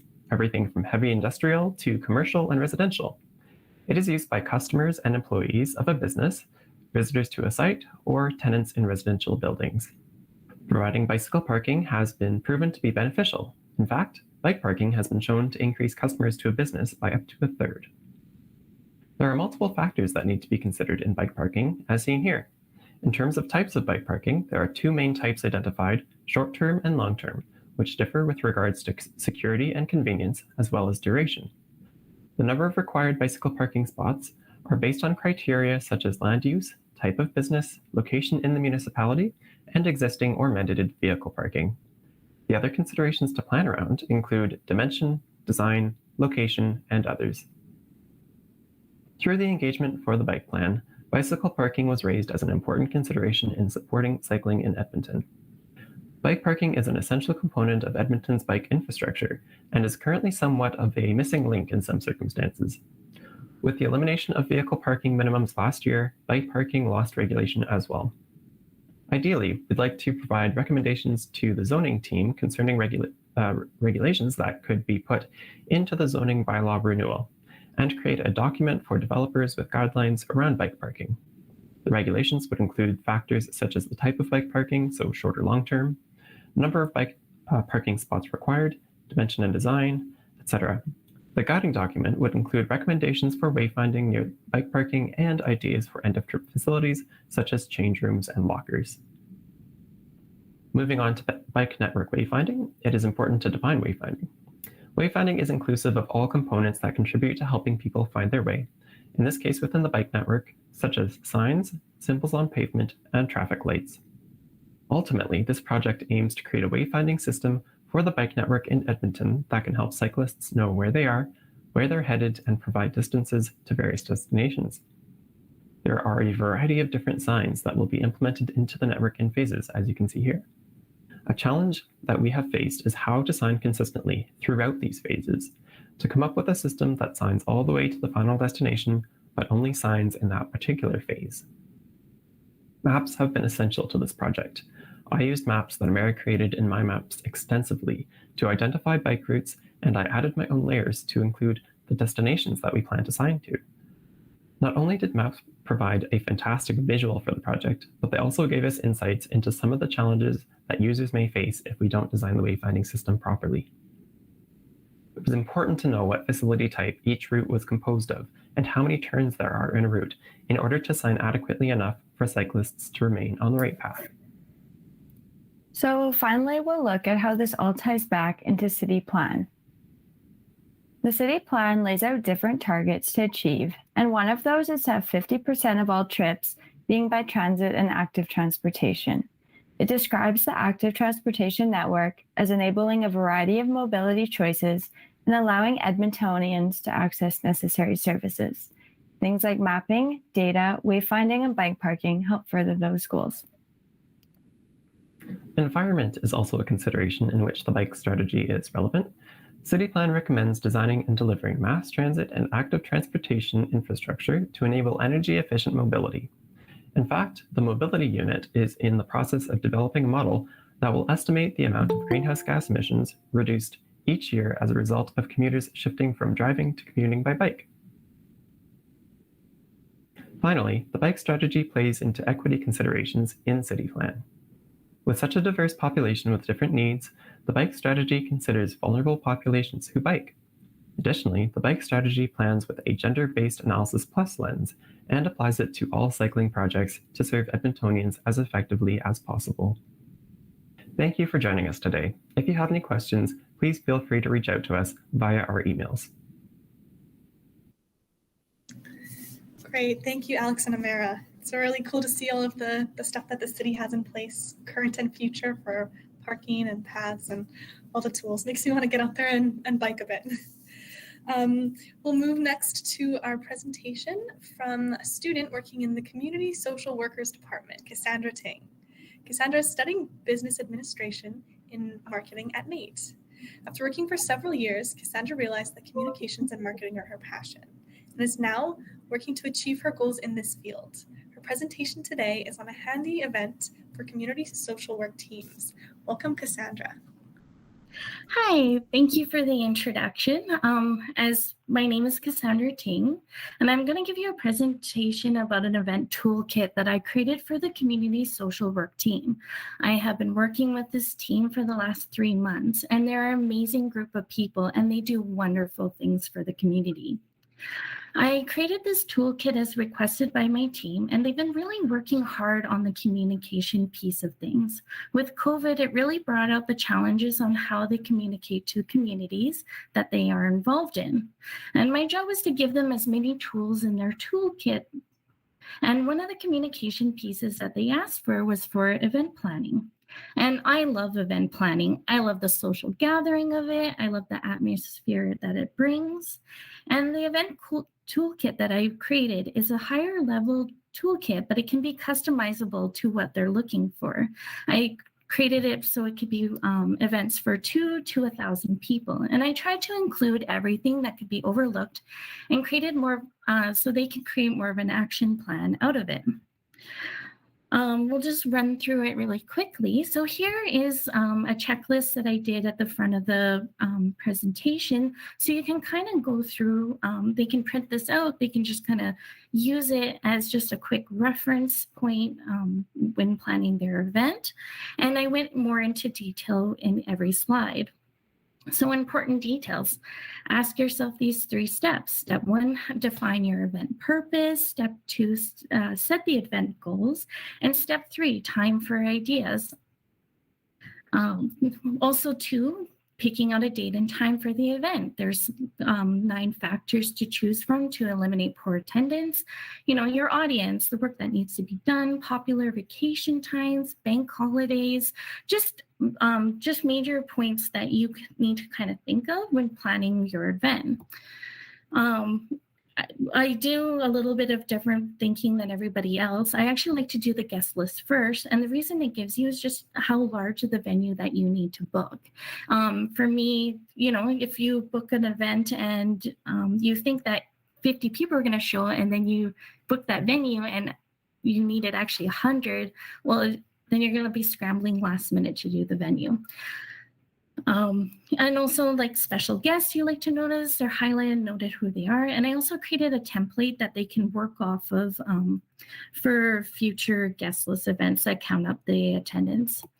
Also budget, calculate all the possible expenses and do a 10% increase on estimated costs. You just can never factor 100% of your accuracy on the budget, and make sure you do it to the supervisor. And I also created a tracker worksheet that can help keep their cost organized. And another important note, don't forget those receipts.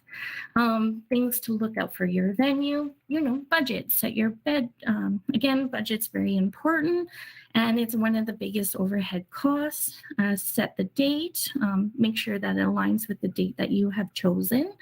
Venue location, you know, if you have a lot of people with like challenges like low income, you shouldn't put it in like rural Alberta that has challenges like bus service that gets out there. So, you know, kind of limit and choose your location appropriately. Ambiance and amenities. You want the right mood, right? If it's in a casual event, maybe hosting in a hotel might not be the best option. Just kind of what are you going for and what are your strides? Food and catering. You also want to make sure that they can accommodate for your audience and your how much you can like cater to. You know, if they're like a small bar and you have 200 people, can they accommodate that request? Venue selections, kind of think outside the box. You know, we do have co-working spaces like the rec centers, community centers, the City of Edmonton offices that we have at our disposal. We also have outside gathering spaces, and this could be positive if you have a large amount of people. It's also weather dependent. It's also, again, what you're looking for in your event. And large events, more formal, like seminars, hotels offer great services. And offbeat venues, they're great for like those memorable location or memorable events that you're trying to host. You know, if you're having a group fun activity, you know, would it be better at like Fort Edmonton Park or Mutard versus like, you know, just sitting around the table kind of chit-chatting. So those are some options that you can look at. A big piece is also marketing. How do we communicate out there? We have at our disposal like cyber impact and the usage of templates, so it has the same look, the same feel. Social media, Facebook, Instagram, Twitter. 59% of the Canadian population uses it. And there's also other small community apps that we can look into, like Nextdoor, Eventbrite, TeamSnap, and the creation of usage of hashtag for our group.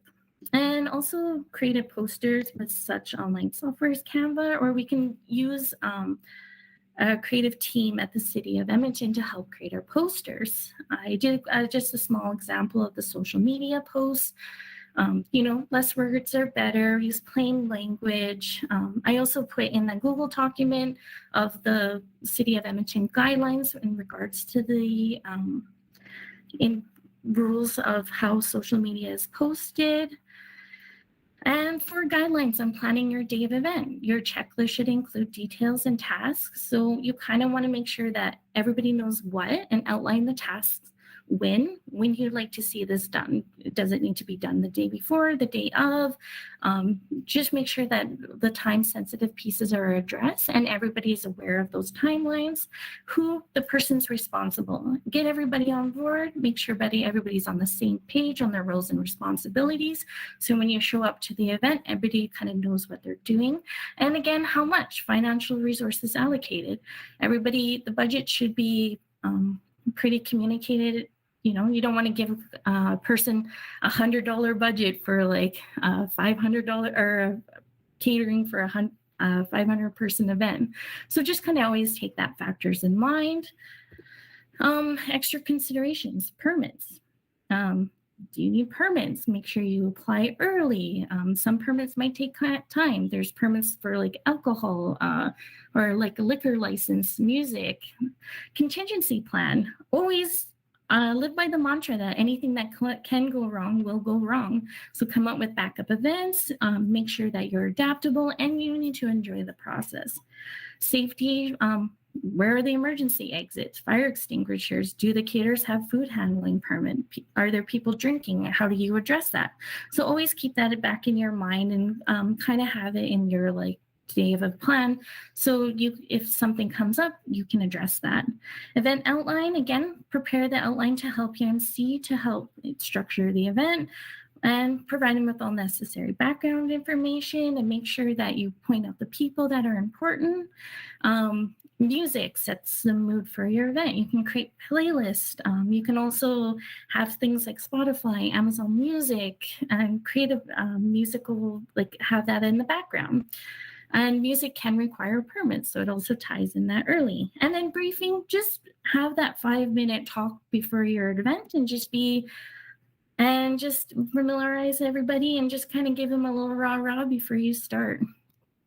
Day of event, things to bring, extra pens, pencils, scissors, tape. Bring all types of tapes, batteries, charger for your phone, signage for the event, waiver forms you need waiver forms for photography, so kind of make sure you have that. Feedback forms, first aid kit, schedule event, contact information for everyone, and including the venue. I've been at times where I show up at a venue and it's still locked, so luckily I have it printed out with their phone number and how to contact them so they can come open the door for me. Engagement, live Q&A, ask questions. You can also have live voting in there. Use energizers, take small breaks, have maybe small giveaways.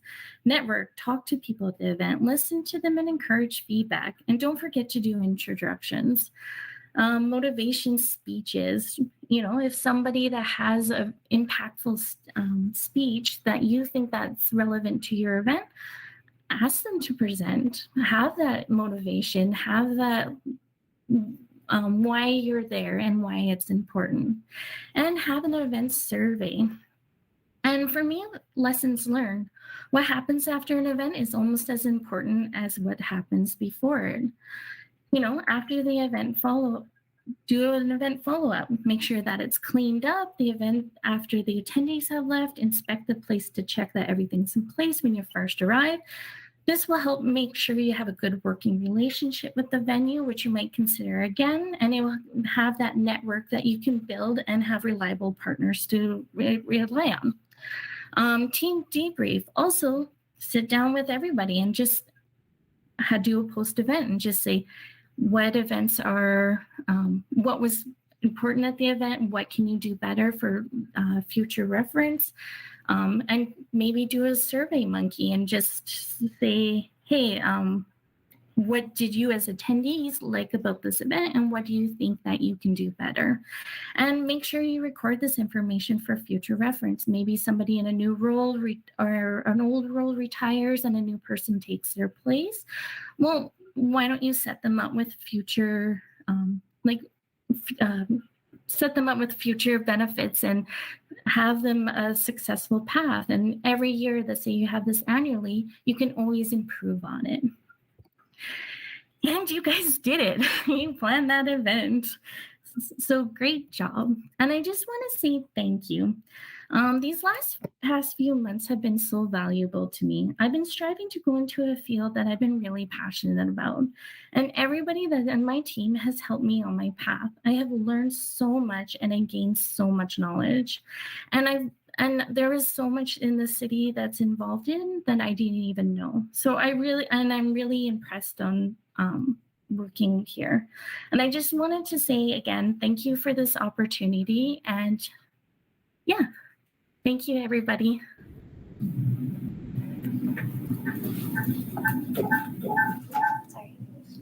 Thanks, Cassandra, for that insight into all the different factors that go into event planning. So we'll now move to another student presenter, Samrul Aahad.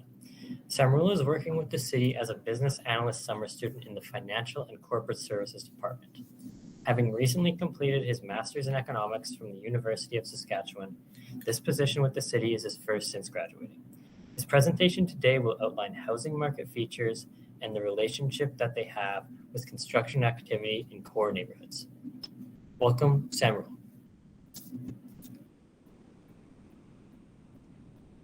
Hello, everyone. Thank you. Let me just put it on the screen.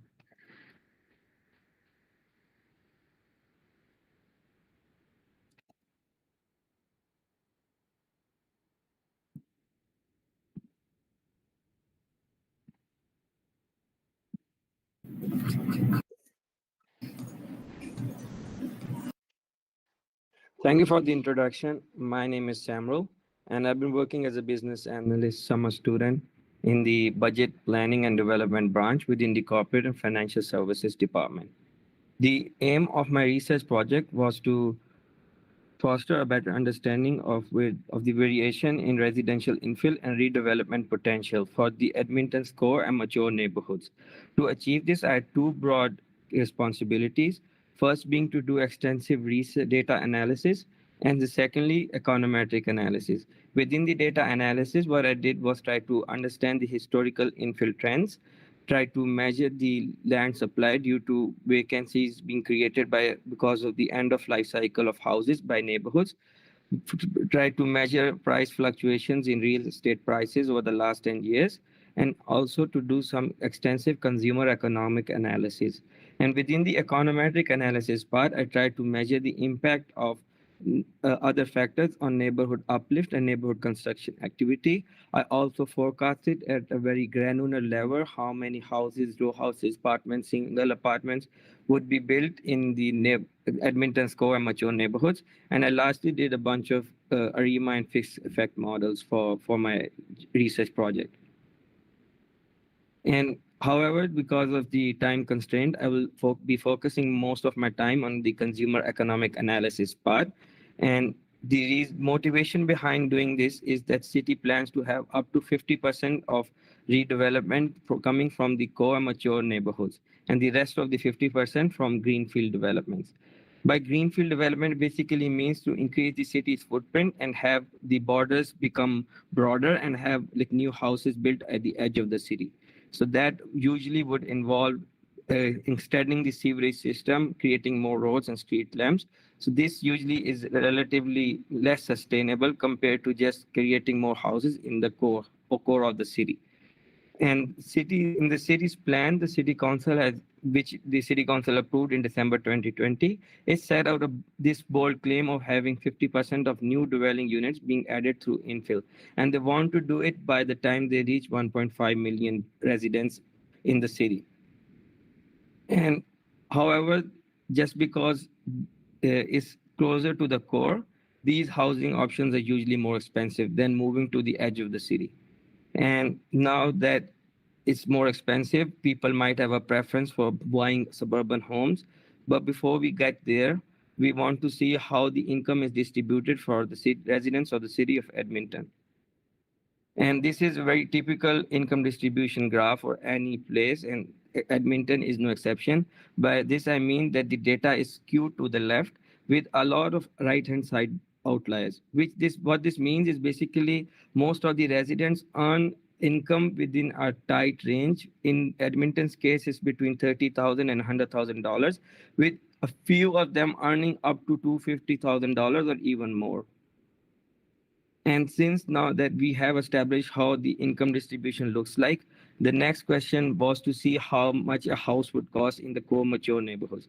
To do that, what I had was a very structured approach. I went through the permit data and found the list of the new houses built in these neighborhoods in the last 10 years.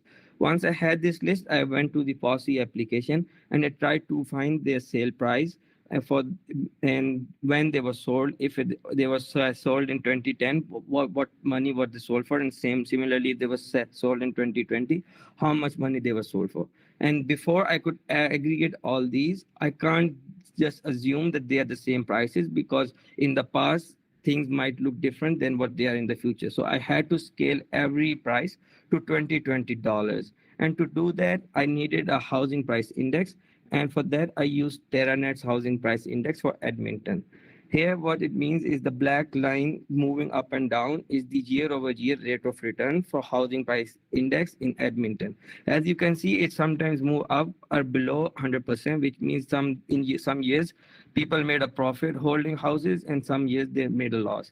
And it moves up when the city was seeing oil price shocks, and it went down when there were negative oil price shocks around, especially 2016, 2017, when the prices of oil were relatively low.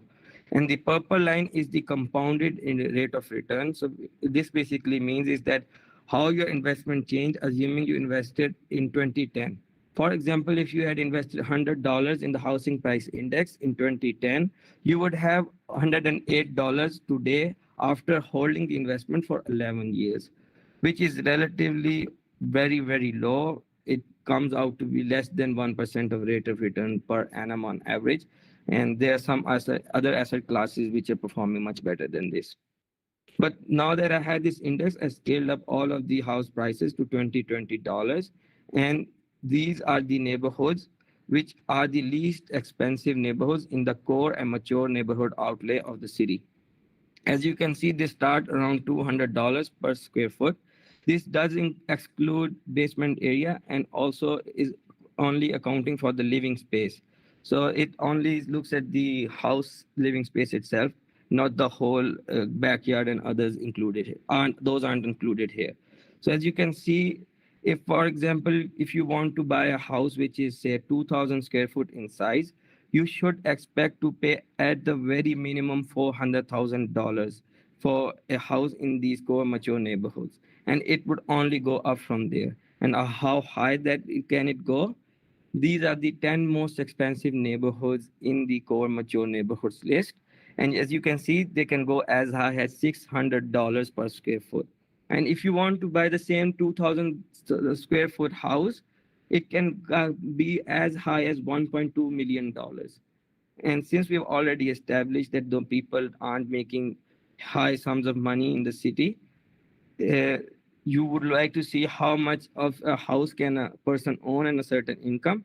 Given my assumptions of down payment of 20%, interest rate of 3.5% per annum, and terms in years for the mortgage to be 25 years, and lastly, debt to income of 0.28%, which just basically means is that you're allocating 28% of your income to your housing needs.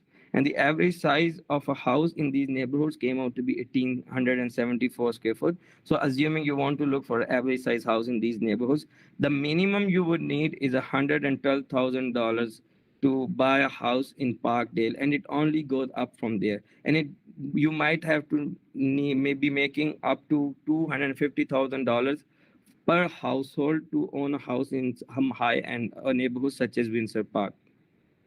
And if you recall from the income distribution graph I showed you, not many people are making that sort of money.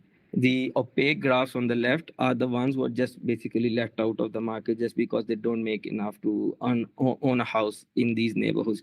And in the graph in the middle with patterns is split 50-50% between the two groups.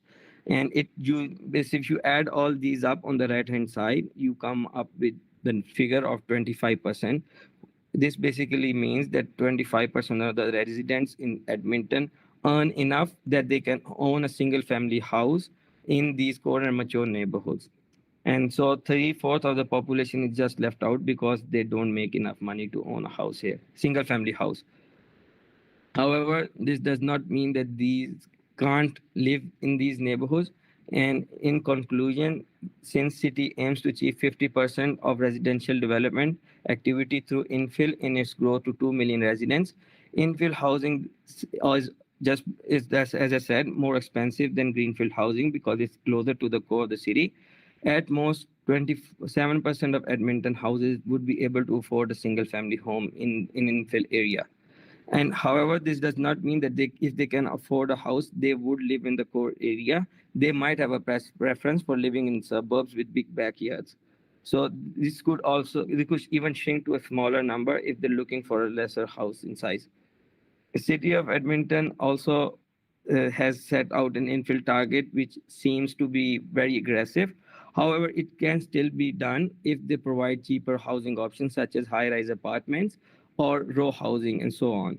And lastly, since this is a conference catering to students who are just like making big name in the industry, there is a big myth about owning and renting.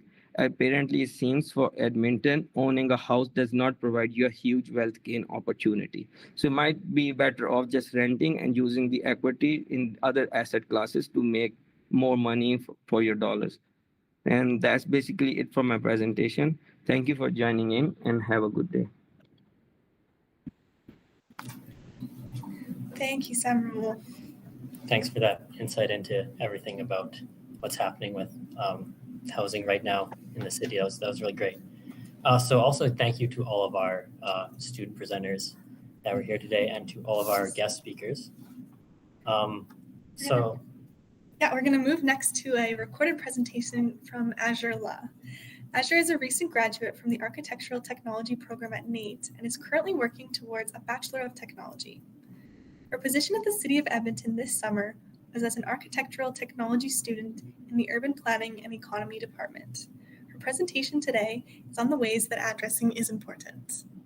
Thanks, Azure.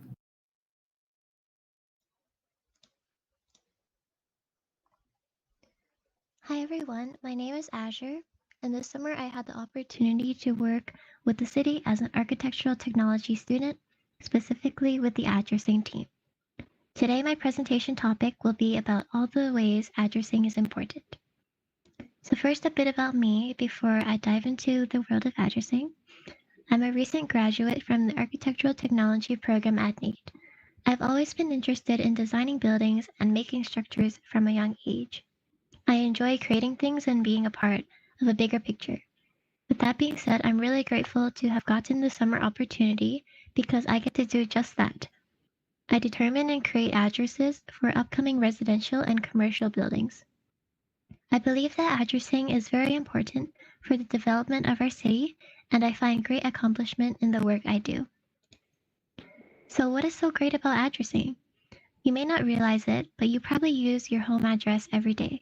Whether it is coming home from work, purchasing items online, or ordering delivery, you probably memorize your home address, and much like a phone number, it is a crucial part of everyday life. I would even argue that your address is a part of your identity because it can reflect your unit or your street, your neighborhood, and your city. Despite this importance, you might have never wondered where the address is in our city actually come from. You may think that it's all just counting numbers, so how hard could it really be? In reality, there are many rules in place that your address must follow. Throughout my few months of working with the addressing team, I have learned that addressing is a very well thought out process and is crucial in many ways. So what do I address? I started off working with residential addressing jobs called HIPs, which stand for Home Improvement Permits. HIPs are permits for secondary suites, which are also commonly located in the basement and therefore known as basement suites. When a homeowner decides to rent out their basement, they're going to need a separate address for their tenant's mail or utility services. These are pretty easy to address. All I would do is add the suite number BSMT followed by the original address of the home. And how I would go about this is I use a GIS software called GeoMedia to insert a suite object with the new BSMT address into our city's SLIM database. Another reason why we use BSMT and not something like second unit is because it also describes the location of the suite. So this brings me to my first reason why addressing is important.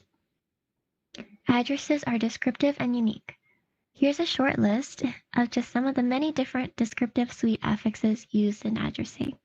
So we have BSMT for secondary suites and basements, 2FL for secondary suites on the second floor, and the G suffix for garage or garden suites. I won't go into detail about all these different rules because that is what the addressing bylaw is for. But I hope you can understand now why it sometimes takes me a good 30 minutes just to determine the correct address for a building. The second type of residential job is called a minor development permit. Minor permits are for single detached houses, or commonly known as single family homes or one-to-ones. And minor permits are also for semi-detached houses or duplexes, row houses, or garden suites.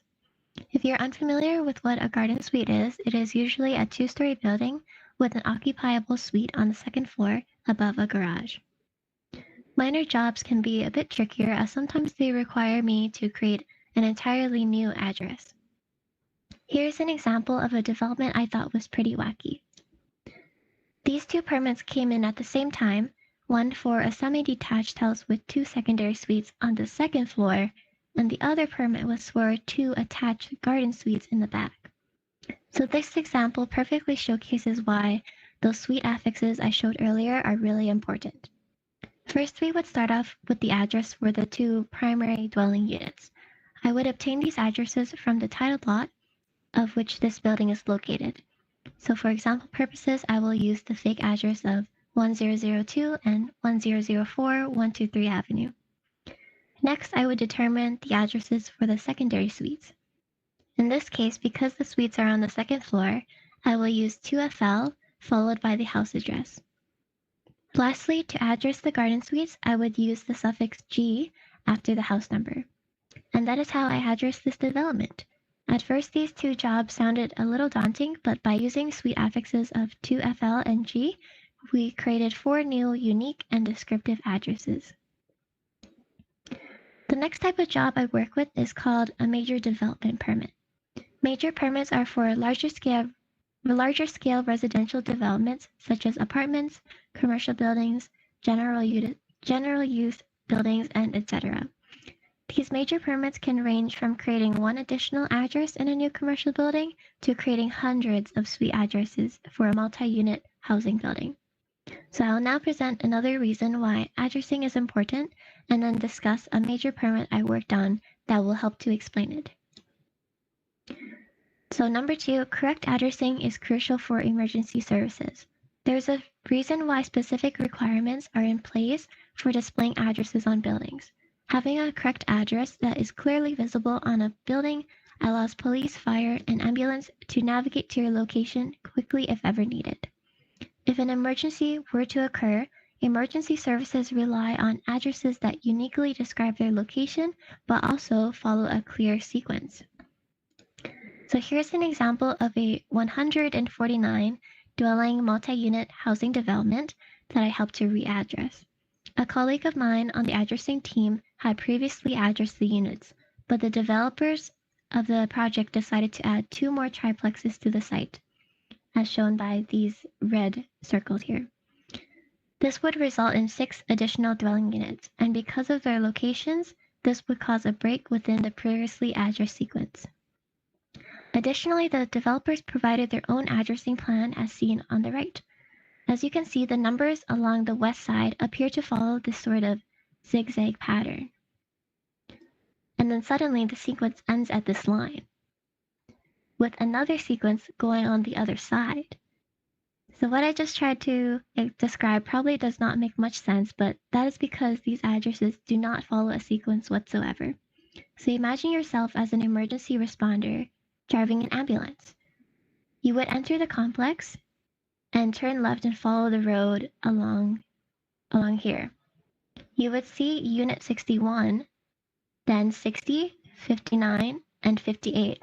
And suddenly what should be Unit 57 is actually Unit 127. This confusion would cost the emergency responders a few minutes to find the correct unit, and these few minutes could be detrimental. So what was the solution? It took my team and I a lot of discussion to figure out the best way to fix the sequence of this addressing. Eventually, we decided that incorporating A's and B's for the unit numbers 58 to 61 would be our best option. By making this change, these A and B units now follow a sequence with the buildings that are next to them. The next step was then to shuffle the remaining numbers up, starting with Unit 123 and ending with 145. Overall, we found doing this would result in the least amount of address changes for this development. Personally, I felt a strong feeling of accomplishment after making these changes because if an emergency were to occur here in the future, I now know that at least the responders would be able to easily navigate through the development.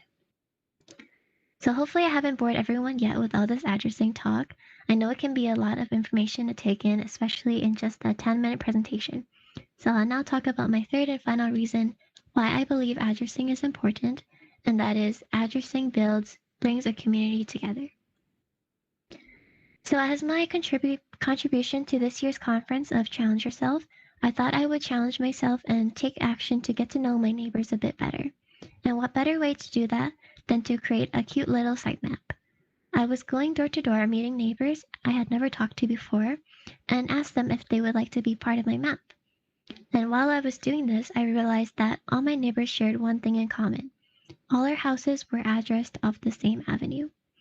This realization made me think about how important it is to get to know the people I'm living around, and that neighbors are not just defined by their addresses and numbers. To conclude, this summer I definitely came to appreciate addressing and the importance it has in so many different ways.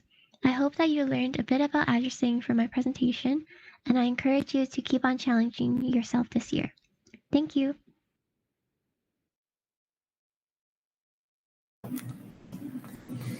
Thanks, Azure.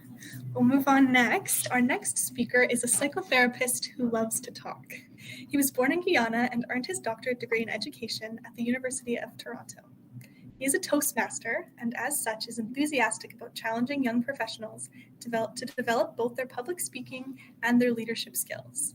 Please join me in welcoming the distinguished Toastmaster, Dr. Neville Case with the Toastmaster Solution. Welcome, Neville. Thanks for the warm introduction.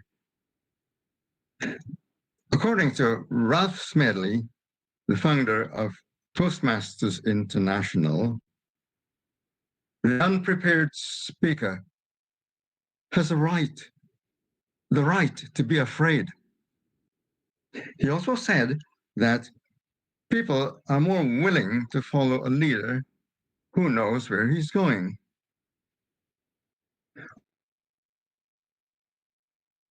I'm in a situation which robbed me of success. And it will be followed with a challenge to you and to you, and I'm looking at you as well, a challenge to you to join Toastmasters to the same pitfalls that I've had. I was working here in Edmonton as a mental health therapist with Alberta Health and doing pretty well until United Nation, as new as some of you are in right now, new position with challenges. They shipped me off to England and gave me a little orientation for 2 weeks and then catapulted me to the Caribbean to go to Barbados and to Guyana to lead community-based mental health team.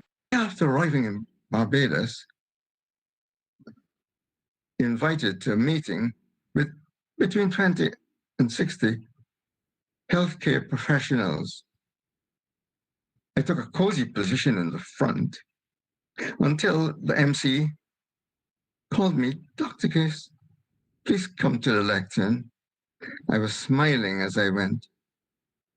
When I arrived, he thrusted a mic in my face.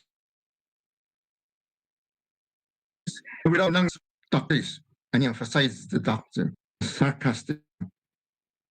Tell us what you're going to be doing for us on this island. I climbed up. I couldn't move for a moment. And then I heard my heart thumping away. And I remembered the little drummer boy.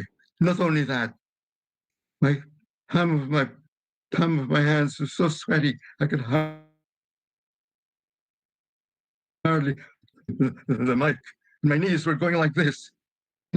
My mouth started to issue a few mumbles, like, well, you see, it's like this. I don't know where to start. And a couple of people in the audience, they sniggered so loudly. And then the emotion started to well up in me. The MC, who was a medical doctor, didn't want to have an emergency on his hand because there seems to be a heart attack in the making. He took the mic from me, looked at me. Thank you, Dr. Case, he said. He got hold of my hand and placed me gently in my seat. I was the most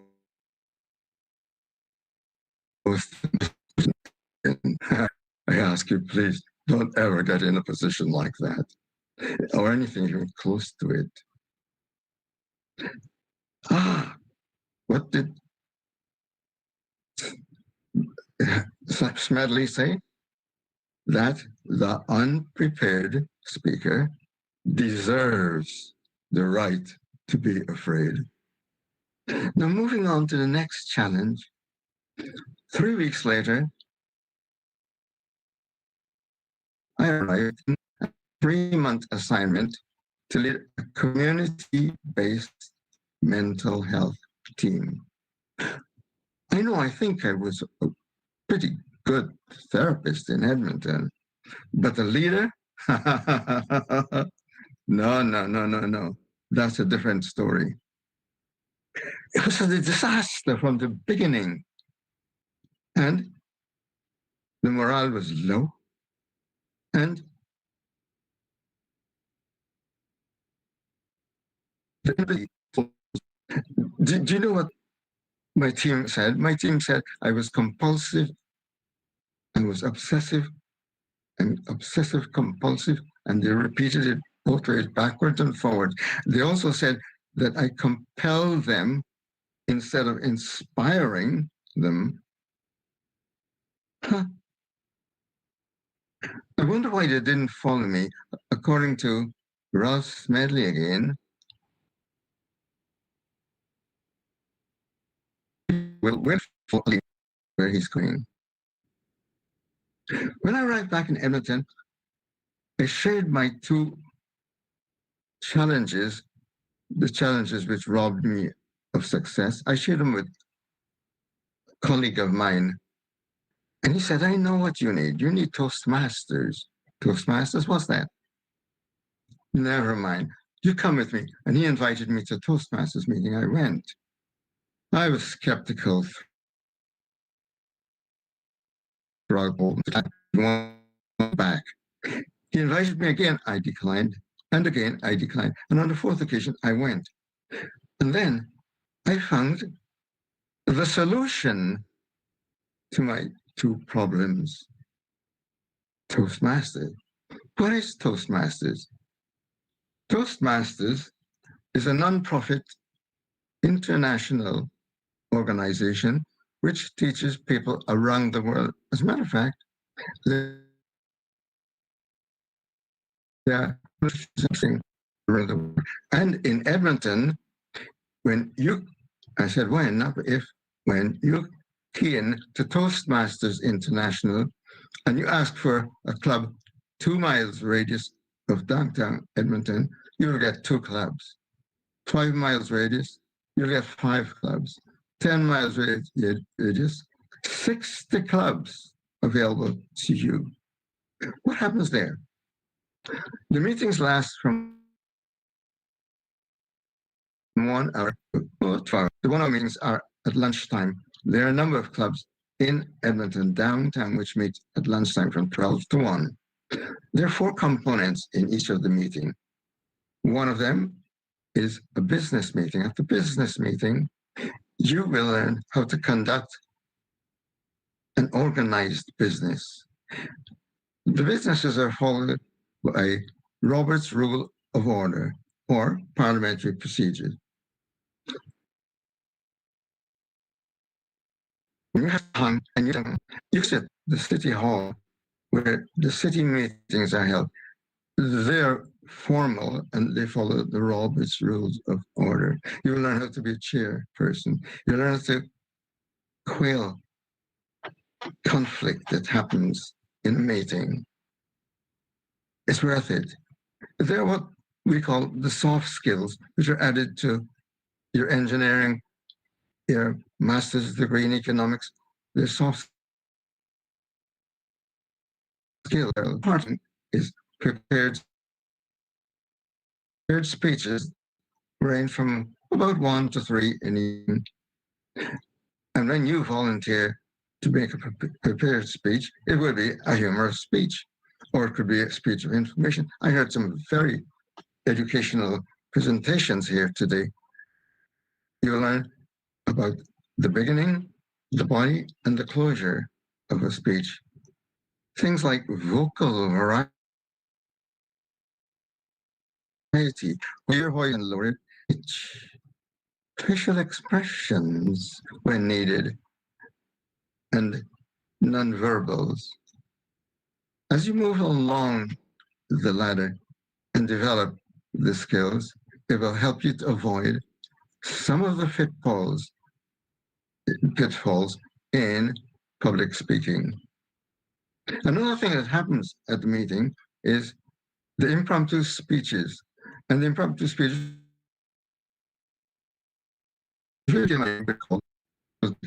and it rotates. Different people will volunteer to be the table topic master for that meeting. And then you'll prepare a number of questions or some statements and randomly select a member, and the person will respond to that within 1 to 2 minutes. Now, if I had been to Toastmasters before and learned to be confident and competent, when that mic was thrust in front of me in Barbados, I would have been able to just stand there with confidence, hold my shoulder back, and deliver my speech. That is another section of Toastmasters meeting. Another part of the Toastmasters meeting is evaluation. Everything in the meeting is evaluated. The business meeting is evaluated. The speeches, which are prepared speeches,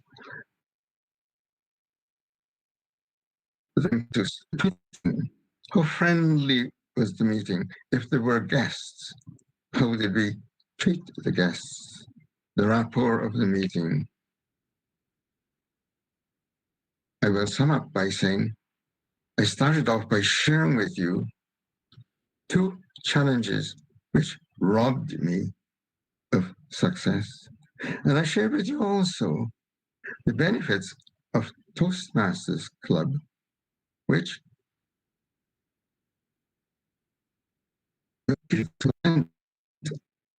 public speeches, are also to lead a team of people in your job or anywhere else, or even in a club. I encourage you and I persuade you that before the day is finished, I'll give you something to key into. I would like you to key into Toastmasters, Toastmasters.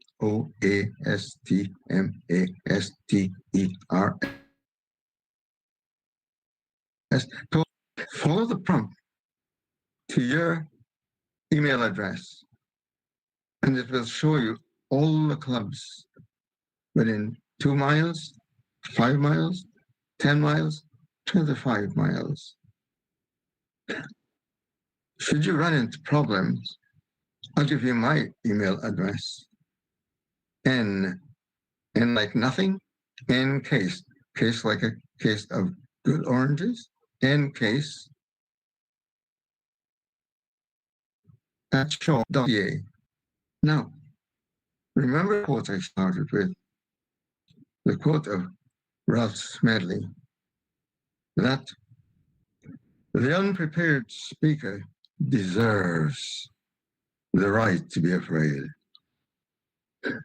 And many people will willingly follow a leader who knows where he's going. Back to you. Thank you, Neville. Thanks, Neville, for that great speech. Very entertaining and very insightful into how you helped overcome your fear of public speaking and what Toastmasters did for you. And thank you to all of our guest speakers for taking the time out of their day to present today.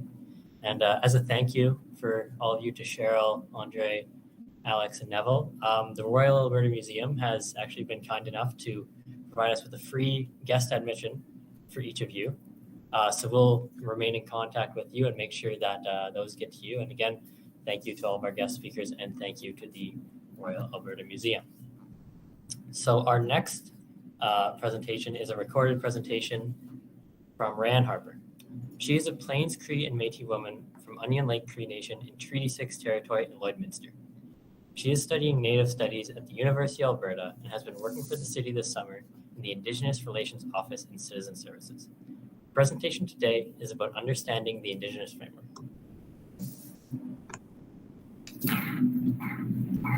Hello, Janke. My name is RaeAnn Harper. I'm a Plains Cree woman with Métis roots. I'm a member of the Onion Lake Cree Nation in Treaty 6 territory, and my hometown is Lloydminster, Saskatchewan. I came to Edmonton to pursue a Native Studies degree at the University of Alberta.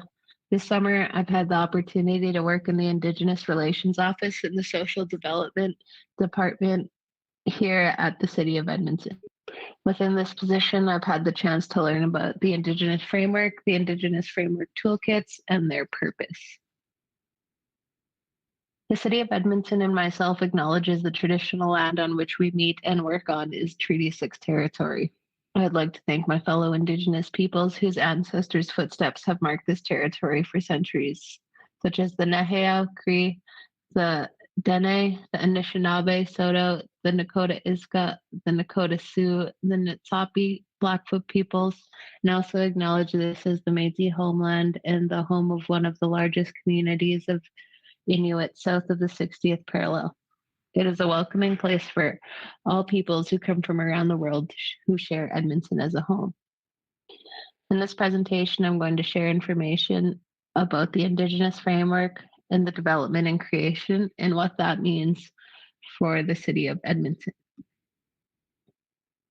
The Indigenous framework is intended to answer the question, how can the City of Edmonton best support and build strong relationships with Indigenous peoples in Edmonton? The framework is a living document representing their formal and informal relationships with elders, knowledge keepers, Indigenous youth, as well as MOU partners, institutional and agency partners, and it also includes a wealth of information shared from research and many discussions with municipal and community leaders and members, service providers, and academic professionals. Wahiki Chikobi is a Nakota word for kinship relations and used to describe the history of the framework.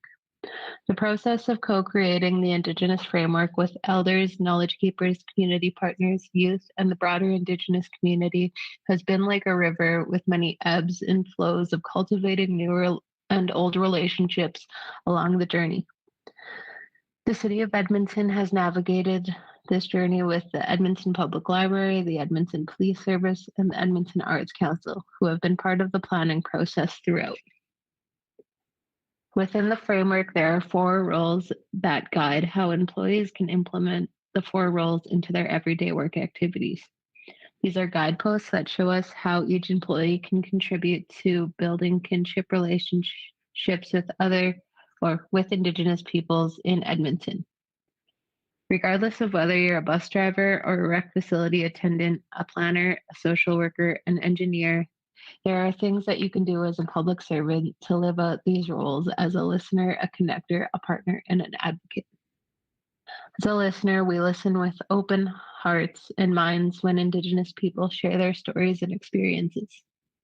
As a connector, we connect Indigenous peoples to the programs, services, people, and resources that enrich the community and foster relationships to create positive change. As a partner, we work in partnerships with Indigenous peoples on initiatives to improve the physical, mental, spiritual, and emotional well-being of Indigenous peoples in Edmonton.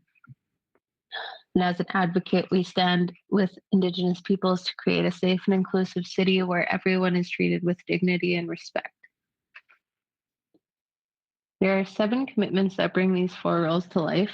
So work is about changing the individuals and the system. The 7 commitments are intended to shape the entire organization, programs, services, policies, and culture. Each City of Edmonton department will be responsible for creating and implementing an action plan and detailing how it will fulfill each of the following corporate-wide commitments.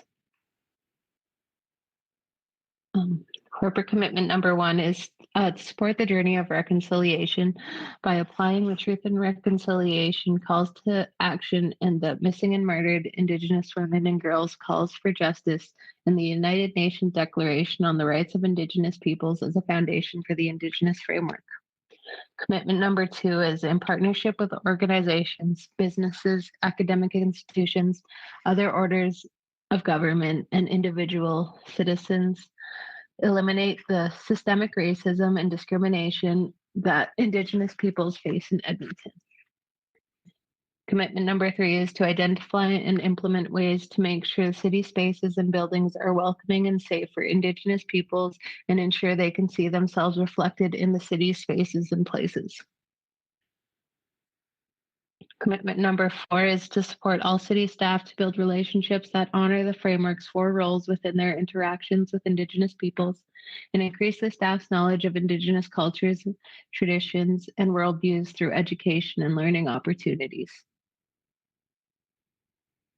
Commitment number 5 is to host and participate events where the City of Edmonton, including council, senior leadership, and all levels of administration and Indigenous peoples can build relationships and celebrate our journey together.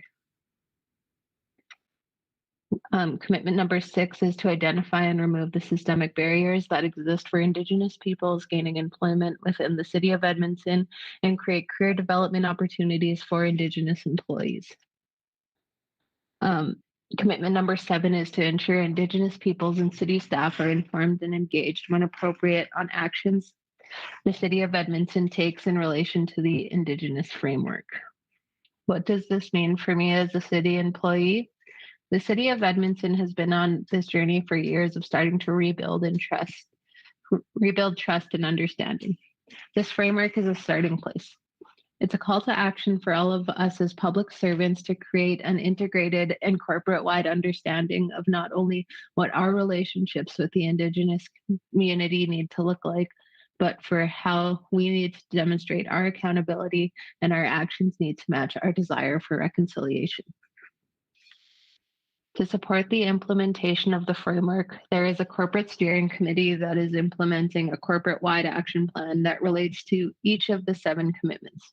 This plan was approved by our executive leadership team, and each department has their own department-specific action plan that articulates how they will be fulfilling each of the 7 commitments. Thank you for listening to my portion about the Indigenous framework and how it works within the City of Edmonton. Next, I want to touch on my position and how it relates to the theme of this conference. The theme for this year's conference is to challenge yourself. This job has created unique challenges for me to test myself and learn new ways to express who I am and develop relationships. Some of the colleagues that I have met this year, I have never actually seen in person and only messaged virtually. And I had to get used to staying home in the home office all summer.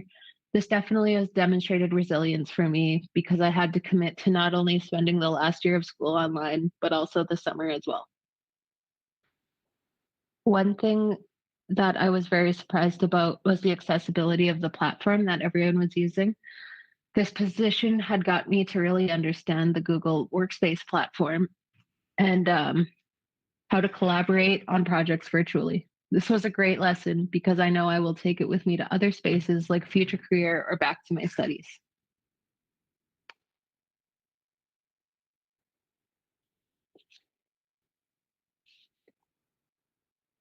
And if we were not in a pandemic, the Indigenous Relations Office is usually downtown, and we would be in a cubicle style setting where we would each work in our own individual spaces and collaborate when we needed to in person in meeting rooms rather than virtually on Google Meets. And we would attend Indigenous events and meets in person and create relationships with Indigenous people around the city in person rather than virtually. I like that online has created unique ways that we can work together collaboratively and closely, even though we're online. But yeah, that's my presentation. Thank you for listening. And I hope you all had as good of a summer as I did, learning about the ins and outs of your position. And I hope we all have a good conference. Cheers. Thank you, RaeAnn, for that great recorded presentation about our Indigenous framework and the commitments that the City of Edmonton has made. Our next student presentation will come from Brenna Bilassy. Brenna is a recent graduate from the University of Alberta with a bachelor's degree of science in biological sciences. She worked with the city in the Complaints and Investigation Group in Citizen Services. Her presentation today will talk about the Capital Cleanup Initiative within the City of Edmonton. Hi everyone, my name is Brenna. I am the summer student for Capital City Cleanup this summer. So I started in April and I'll be finishing at the end of August. So this presentation, hopefully you're going to learn a little bit more about what I got to do this summer and about what the Capital City Cleanup team does. So Capital City Cleanup is part of the Citizen Services Department in the Complaints and Investigations branch. Capital City Cleanup's goal is to reduce litter and eliminate graffiti from Edmonton, and we offer different programs such as the Litter Kit program, the Outdoor Ashtray program, the Needle Box program, and then a few grants such as the Professional Graffiti Cleanup and the Mural Grant and the Community Bin Grant. So the Litter Kit program I was fortunate enough to help out on. It is a program designed so that people get a kit and they're able to go out into their communities and go clean up their area with the supplies that are given to them by Capital City Cleanup. So as a summer student, I was assisting with the assembly of the litter kits as well as the delivery of them. So in the litter kits, you'll see that they're packaged in a blue recycling bag. They get one large black garbage bag and one small white garbage bag and then 2 gloves. And then the papers that you can see are just some safety information. So these kits were delivered directly to people who are requesting them's houses. And this was because of COVID. The recreation centers, which are normally used for distribution, weren't open. So in previous years, people were able to go into a rec facility. They were able to fill out a couple forms and then get their litter kits. But this year they filled out a form and then were delivered to them by either a Capital City Cleanup team member or sometimes municipal enforcement officers were able to help us with deliveries of them. Unfortunately, around the middle of May, we had to shut down our litter kit program just because we didn't have enough supplies. The demand was too large and the staff team required wasn't enough. So at the bottom here, you can see the total amount of hours that people were reporting back to us that they picked up these amount of garbage bags. They spent this amount of time working on them. We do have very active volunteers with Capital City Cleanup, and they report back to us on how many bags they pick up on each pickup they do, how much time they spent, and 5 volunteers each month get drawn to receive a prize that is mailed to them. So in the time that the litter kit program was open, there was approximately 9,000 requests and 7,500 kits were delivered within the city limits this year in 2021. So after the litter kit program got shut down, I kind of had to move on from that program, and I was able to assist with the outdoor ashtray program. So I'm sure lots of you guys have seen the ashtrays that are located in 7 business improvement areas. So we have them in downtown, Old Strathcona, Chinatown, 124th Street, Stony Plain Road, Alberta Ave, and North Edge. So we have 408 ashtrays in 347 locations, and the purpose of them is to reduce cigarette litter across the city. So I assisted with doing audits of them, assisted with a relocation strategy. So as you can see on this one, there's 2 units on one post. So we're trying to eliminate the doubles on each unit and kind of reallocate into areas that are better needed in the community and to spread out them throughout the business improvement area. So I worked predominantly after the litter kit program was closed onto the ashtray program, and that's what I'll finish the summer working on. But some of the other interesting programs that we work on at Capital City Cleanup is the needle program. So the picture on the side is our needle box. So this program started originally with fire rescue and Safe Needle, and the program where needle boxes are managed and maintained was taken over in 2009 by Capital City Cleanup. So Capital City Cleanup offers organizations that are hosting a litter pickup to have a needle sweep done in the area before their event. And then in partnership with Boyle Street, they're a social enterprise group that we work with. Needles can be collected on private property, and then we also maintain these needle boxes that are created for us by the fabrication shop. So these are placed around the city and are emptied and maintained by an operations team. So you just kind of put your needle in here, and then the ops team will come and pick them up when they're full or they need some maintenance. We collect information through a couple different ways. So through the needle box and collections in 2020, there was 3,800 needles collected. And in the first quarter of 2021, so that would be January to April, there's 528 of the needles collected. So people can call them into 311, or you can use an app. You can drop them off at an eco station if they're picked up on public property, or Boyle Street can come by and pick them up for you if it's collected on private property. And so this program is one that's constantly evolving and is growing, and there's definitely a need for this program in the city. So we're helping out in reducing needle litter, which is super important. So another really important area of work that is done by Capital City Cleanup is graffiti work. So graffiti is vandalism. So people will tag their name. So it's oftentimes just a few people that go throughout the city, and they're creating lots of tagging. So it's just people going by quickly, spraying their name or spraying some art on private or public property. And then we are going out and cleaning it up. So graffiti vandalism is a bylaw offense. And this is why we offer the professional cleaning grant. So you can use this if you're tagged. You can apply as many times as you want for up to $700 each year, and a team will come by and they'll clean off the graffiti for you. And you can collect it as many times as you want up until that $700 is used up for the year. So these are just some pictures of some other graffitis. You can see it's kind of a little like meaningless. They're just tagging things out on signs, on fences, just on public property, or really wherever it can be. So you can apply for the professional cleanup grant, and then they'll come out, a team will come out. You don't have to do much. You watch them, you sign a form saying that they'll clean up for you. They'll come out, clean it up for you, and then your area is all cleaned up. So we do offer a couple grants as well.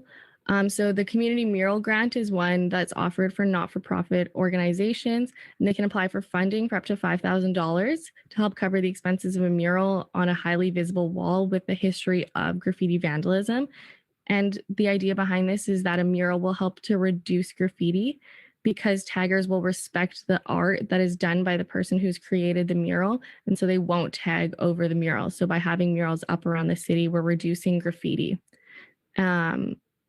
So that's one grant that we offer. And then the community bin grant is another one that we offer, where community groups are able to apply for funding to cover the costs of a bin, a dump truck, or disposal costs, or anything they might want to use for that. So this is used to help communities keep their back alleys clean. They're going to clean up a community center, or in the springtime when they want to have big items collected, they can apply for this and have some of the costs covered.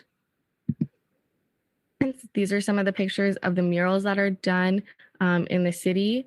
So this box here had a mural created over top of it just to prevent some graffiti from being done.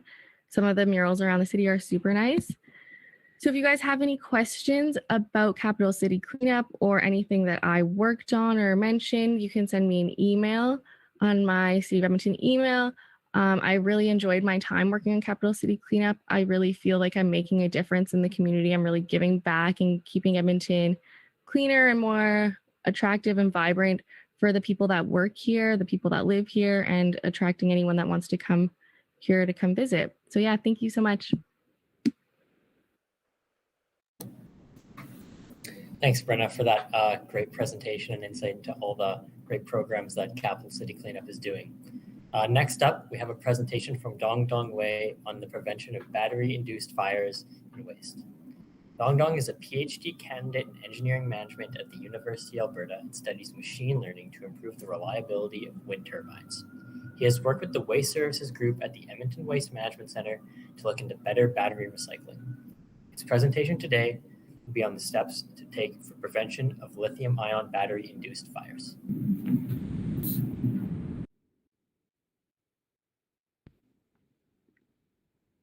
Hello and welcome everyone to my presentation.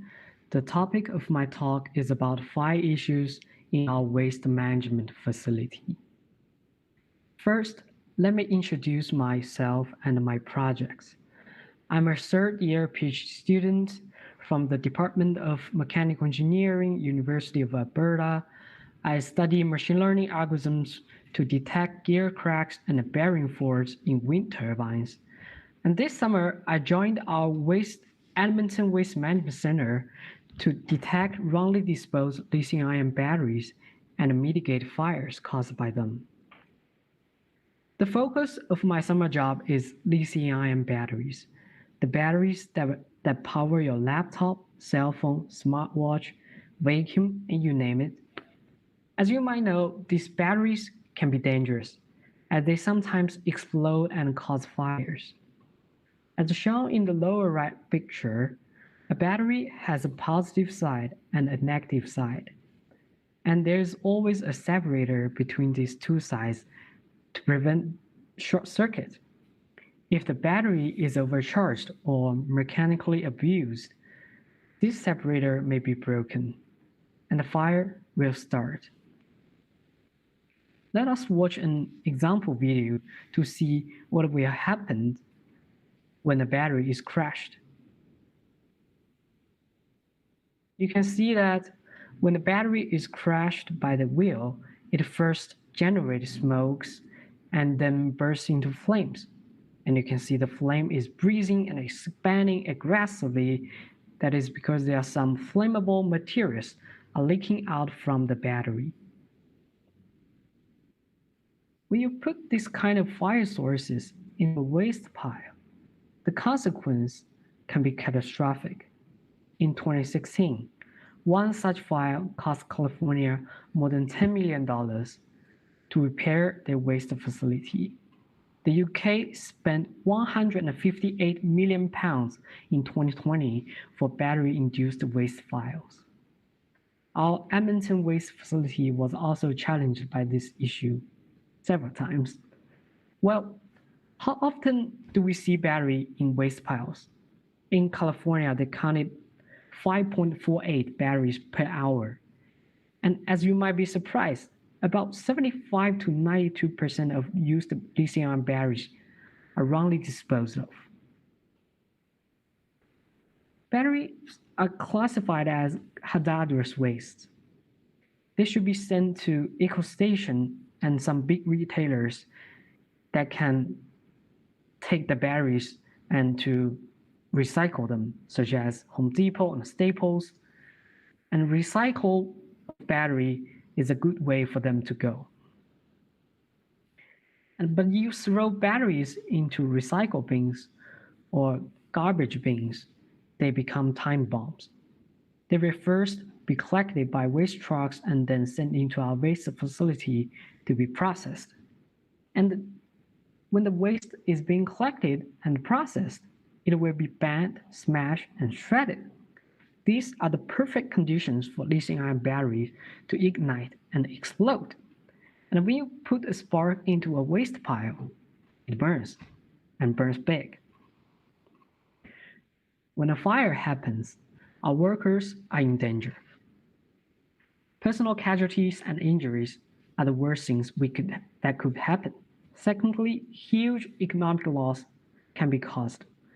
We lost equipment and assets, and we also lost the productivity to transfer waste to values. Last but not least, a fire will cause environmental issues. There will be toxic smokes, and those burnt waste will go into landfill, straight into our earth. In this summer, I was hired to search for solutions. If we can find technologies that detect and remove lithium-ion batteries from the waste, the problem can be solved. Sounds great, right? But I found there's no such technology, not those matured ones that we can directly apply. To this date, our frontline workers are still exposed to wrongly disposed lithium-ion batteries, and they see a lot of them in the waste stream. Another technology being considered is thermal camera and automatic water cannons. The thermal camera is used to monitor the temperature of the waste facility, and once a fire is detected, automatic water cannon will shoot the fire down. This is a great technology, but once you shoot a water cannon, there will be production shutdowns, and those waste that's sprayed by the water cannon will become truly wasted, and sometimes false alarm do happens. The final and the best way to mitigate a fire isn't some highly technical solution. It is simply to put the batteries into the right places. Every citizen should act on this. Bring your batteries to the right places. Put out the fires before they happen.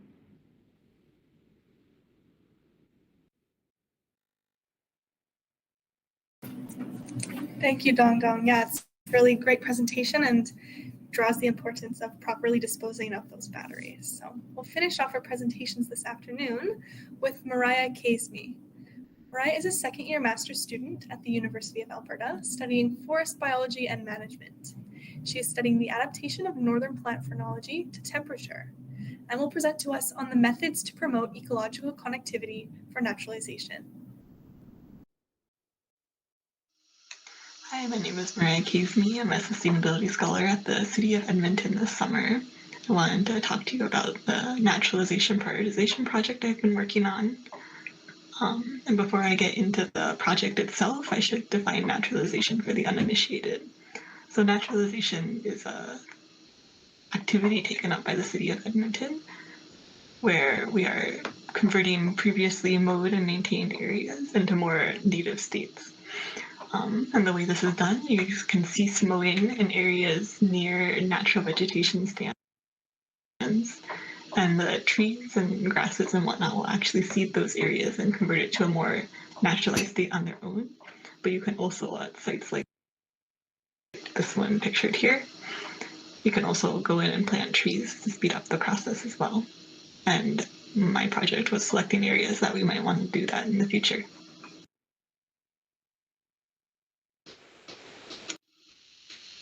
So the goal of this project was originally to select 200 hectares to naturalize across the city of Edmonton, but over the course of the project, interest in this naturalization actually increased, and the total for next 4 years is more like 320 hectares or 80 hectares per year.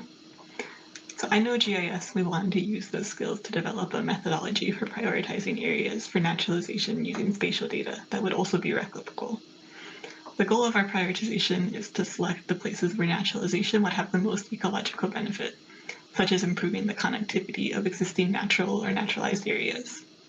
I think it's important to note that we weren't concerned with selecting the areas that were best suited to naturalize, such as areas with low weed levels where native vegetation would have the easiest time establishing, as we don't really have access to data that would tell us how difficult a site would be to naturalize.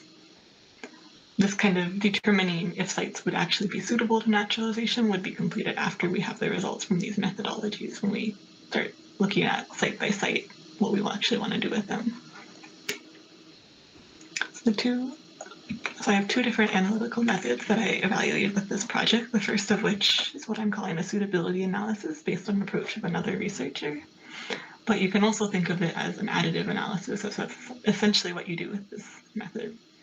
The second approach is a bit more complicated, involves using a software called MarxAnn, which is more commonly used in the field of conservation ecology, but that I'm using with this project because its methods, I think, lend itself really well to naturalization the way the city ones have done.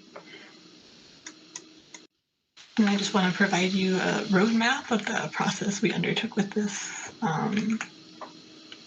project. So we started off with preparing the data. Obtaining the data was an important first step because I'm not a regular employee here, so figuring out what data was available was important for me to figure out what we could even do with this project.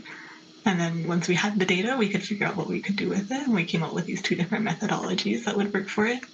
And we started cleaning the data and preparing it for the analysis. At the GIS analysis stage, we had to format the data for MarxAnn because it's actually kind of picky how the data looks, so that takes quite a bit of time to get it ready to actually even do an analysis in MarxAnn with it. And at this stage, we also ran the MarxAnn analysis once the data was ready, and also the additive analysis. Then we had our results and we could analyze it. We looked at it visually just to kind of see the sites it selected, if these sites were even options in the first place. We also did a more quantitative analysis using FragStats to evaluate how it performed in improving habitat quality across the city. At this stage, we also made a couple of modifications to the analysis to best suit our needs. And from this, we also selected the sites that would perhaps be best for naturalization. And then initial site evaluation, we would go to the sites, evaluate weed level, see if the site is suitable for naturalization. It's not near any playgrounds, or it's not going to impede citizens' use of the site. And then the site finalization is where we've looked at all the sites across the city that we're interested in naturalizing, and we select sites to meet that 320 hectare goal for the next 4 years. Now I want to briefly go over the methods of the two analyses. So as I mentioned, in this additive approach, we are essentially adding up the values of several ecologically relevant data layers. In this analysis, all the layers are based on buffers as to how close each 1 meter cell in the city is to any of the ecological features. For example, how close they are to natural areas. Any areas within a kilometer of a natural area would receive a score, which we broke down using this scale. On this map here, the darker areas would be the score 5 because they're really close to a natural vegetation area. Then we do this for all the different layers that we have access to. And once we have done that, we can add them all up and we get kind of the smooth result that looks like this, which is a depiction of the range of scores we get. The darker areas, or the higher the score is, the more we would want to prioritize it for naturalization. And as you can see, this is a pretty simple, straightforward result approach for this. The second approach is the MarxAnn analysis, and as I mentioned before, it's a bit more complicated to set up, but the benefit of it is it has this sophisticated algorithm it uses to prioritize areas. And what it does is it tries to make connected habitat patches while meeting naturalization goals and minimizing costs. The data inputs, there are 2 data inputs you put in. So there's a data layer that serves as a cost function, and several data layers that are called conservation features typically, but in this project I'm referring to them as naturalization features, which are layers we want Marksen to prioritize. We chose the cost function to be how close areas are to natural vegetation areas, as if they're closer to natural vegetation areas. These natural vegetation areas can actually seed the areas we want to naturalize themselves, so there's not a lot of work involved in establishing a new patch of habitat. Whereas if it's further away, you might have to do a lot more seeding and maintenance to get it to start to take as a natural area. Moving on to the naturalization features and how they work in Marksen, we tell Marksen what % of each layer we want to ensure is protected at the landscape level, and then it tries to meet that every time we run it. And you run it 100 times, and it selects areas trying to reach those targets while minimizing the cost from this cost function of each cell included, and also while maximizing how connected the cells are in each solution. This algorithm doesn't necessarily calculate a perfect solution each time it runs due to how it just functions mathematically. So you run the algorithm multiple times, which lets us see which areas are most consistently selected, and those would be the ones that are, if they're in the most runs, they're highly selected and highly desirable to naturalize. So what you get is an output that is a layer showing the number of times each area was selected in the Marksen runs, which is what we work with in the results. So now we can look at the two results side by side here. I included currently natural areas as a light blue and naturalized area as a darker, more intense blue, just to give you a bit of a grounding, and how much of a priority the areas that were selected for naturalization are can be seen in how dark the shade of red is, with the darker colors being a higher priority. And if you look closely, you can see some areas where the level I priority differs between these results. Like if you look here at this, this is actually a golf course, which we don't want to naturalize, but it's big enough to actually see.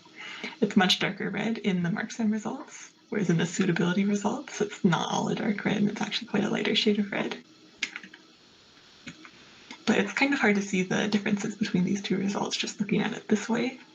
So I made another map where you're only looking at the top 400 hectares, which is also from the two solutions, which is also what the city is interested in naturalizing over the next 4 years, and it's kind of the goal of this project, so it works well for all of this. The top 400 hectares in the solutions are in pink, and you can really see the differences in the areas we selected as top priorities. What's striking to me looking at these two is the Marksen results. You get a lot more spread across the city. You have a whole bunch of pink in this upper portion of the map where you don't in the suitability analysis. The concentration of the suitability analysis is really around this river valley area, kind of connecting and expanding the area around the river valley and natural ravine system, which is interesting to see, but kind of makes sense based on the layers that we gave it to use in the additive analysis. So in addition to this qualitative analysis of examining the differences between the layers, I also calculated some statistics for the two results using the FragSet softwares, and the results of that are shown in this table here on the right. And to take a step back before we get into the table, this map here is the same as the previous two. I just put all the data on the same layer and indicating the areas where the two results intersect in yellow. Suitability is red and Marksen is blue. And naturalized areas are the two shades of green you see. So starting from the left in the table, mean area tells us the average area of all the patches across the city that would be selected if we take the top 400 hectares from either scenario. For comparison, I also have where things stand right now, which is indicated by initial in the table. We can see both results decrease average area, but Marksen does so to a much greater extent. They both decrease it because having more smaller patches, which both of them created, pulls down the average, but Marksen creates a lot more smaller unconnected patches, which pulls down the average quite a bit more. And we want habitat with larger areas because they can support a greater number of species. It's easier for species to move through these areas that are larger. If they're smaller and unconnected, they have to move through matrix habitat, which in our case is roadways, which is not ideal for many species. So having these larger areas is more ideal than in the Marksen, in the suitability analysis than the Marksen. The second metric we looked at is total perimeter, which tells us the total amount of edge habitat across the entire landscape across the city of Edmonton. edge habitat is an important consideration as only some species prefer to live in edge habitat.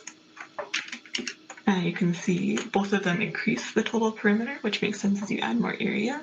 But suitability does this to a much smaller extent than marksland, probably because it's the areas it prioritized are already connected to existing habitat, whereas marksland's creating a lot more smaller, newer patches across the city, which will have a higher amount of perimeter. And this just shows you that different shapes have different amounts of perimeter.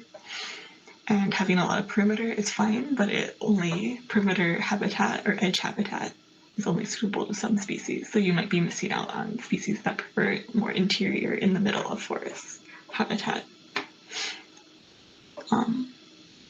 The next metric we use is the contiguity index, which is probably less familiar to everyone in the room, but it's an interesting one that tells you how connected habitat is, and how you calculate is you kind of zoom into a quadrant like this and you see how connected cells are in the quadrant. So suitability actually improves this more than where we're at right now, whereas marksland causes this to decrease. And again, this makes sense from the visual comparison we made, whereas marksland creates a whole bunch of smaller, newer patches. They're not as connected like in the suitability analysis. The radius of gyration is actually a really cool statistic. It tells us how far an animal can move through a habitat patch before it's going to exit the other side into a busy roadway or something, which is really important because that's kind of what we're looking for, is making the city's habitat more connected for wildlife to move through it without, running into people all the time. So they both decrease this, which makes sense because they both are creating new, smaller habitat, but marksland decreases this quite a bit more. So suitability is performing better in that and making sure that animals are moving through more connected spaces. And the last one is kind of takes a measure of most of the things we talked about here, the proximity index. It is a measure of how large and how close together habitat is. If they're larger, they can support more species, a greater variety of species. And if they're closer together, it's easy for animals to move through it. And that's suitability performs better in that case, even more so than the initial, whereas marksland actually drags down the number from the initial scenario.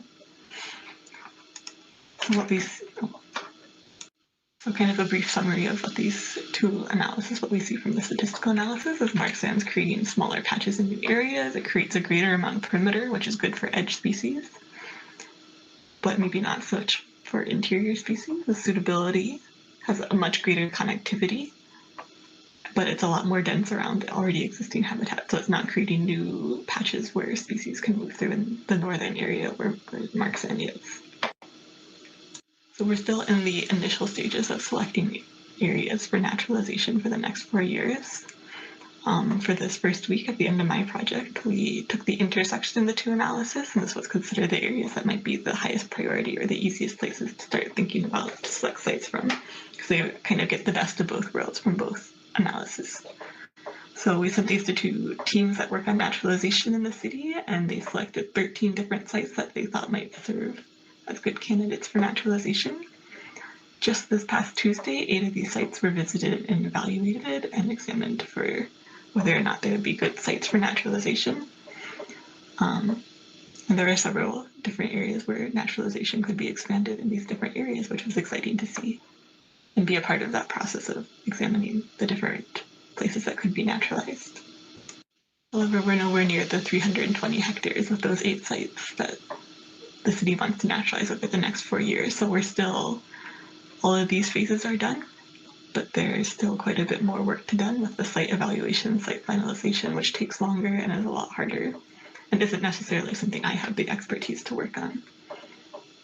So here's the part where my job ends, I think, and I pass the reins to the rest of the naturalization team to continue to work on finalizing these sites and evaluating them, whether or not they can work in this 4-year plan for naturalization. And with that, I just wanted to say thank you to everyone involved in this project. A special thank you to my supervisors, Kathy Falk and Courtney Telescape, for helping me and guiding me through this project. Thanks to Yasmin for her work in managing the Sustainability Scholars Program. A thank you to Catherine Shire for sharing her data, methods, and her input in the project. And a thank you to everyone working on naturalization for all their hard work on such a cool project at the city. And thank you to you for listening to my recording. Thank you, Mariah, for that great insight into all the great work the city is doing around naturalization and all the cool kinds of statistical analysis that goes into it. And that will conclude our presentations for today.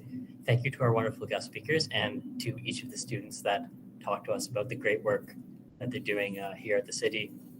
It's great to hear from everyone about all the different areas of the city that such great work is being done in. And thank you guys for tuning in to watch our conference. It was wonderful to have you and to have an audience for our students to share their awesome work with. Just the recording of this live will be posted on the website, so if you missed any presentations or you want to go back and watch them again, you can check it out there. And then you can also see our other content. There are some students that chose to do poster presentations, so you can check out their work on the site there. That's all for us, so thank you and have a great rest of your afternoon.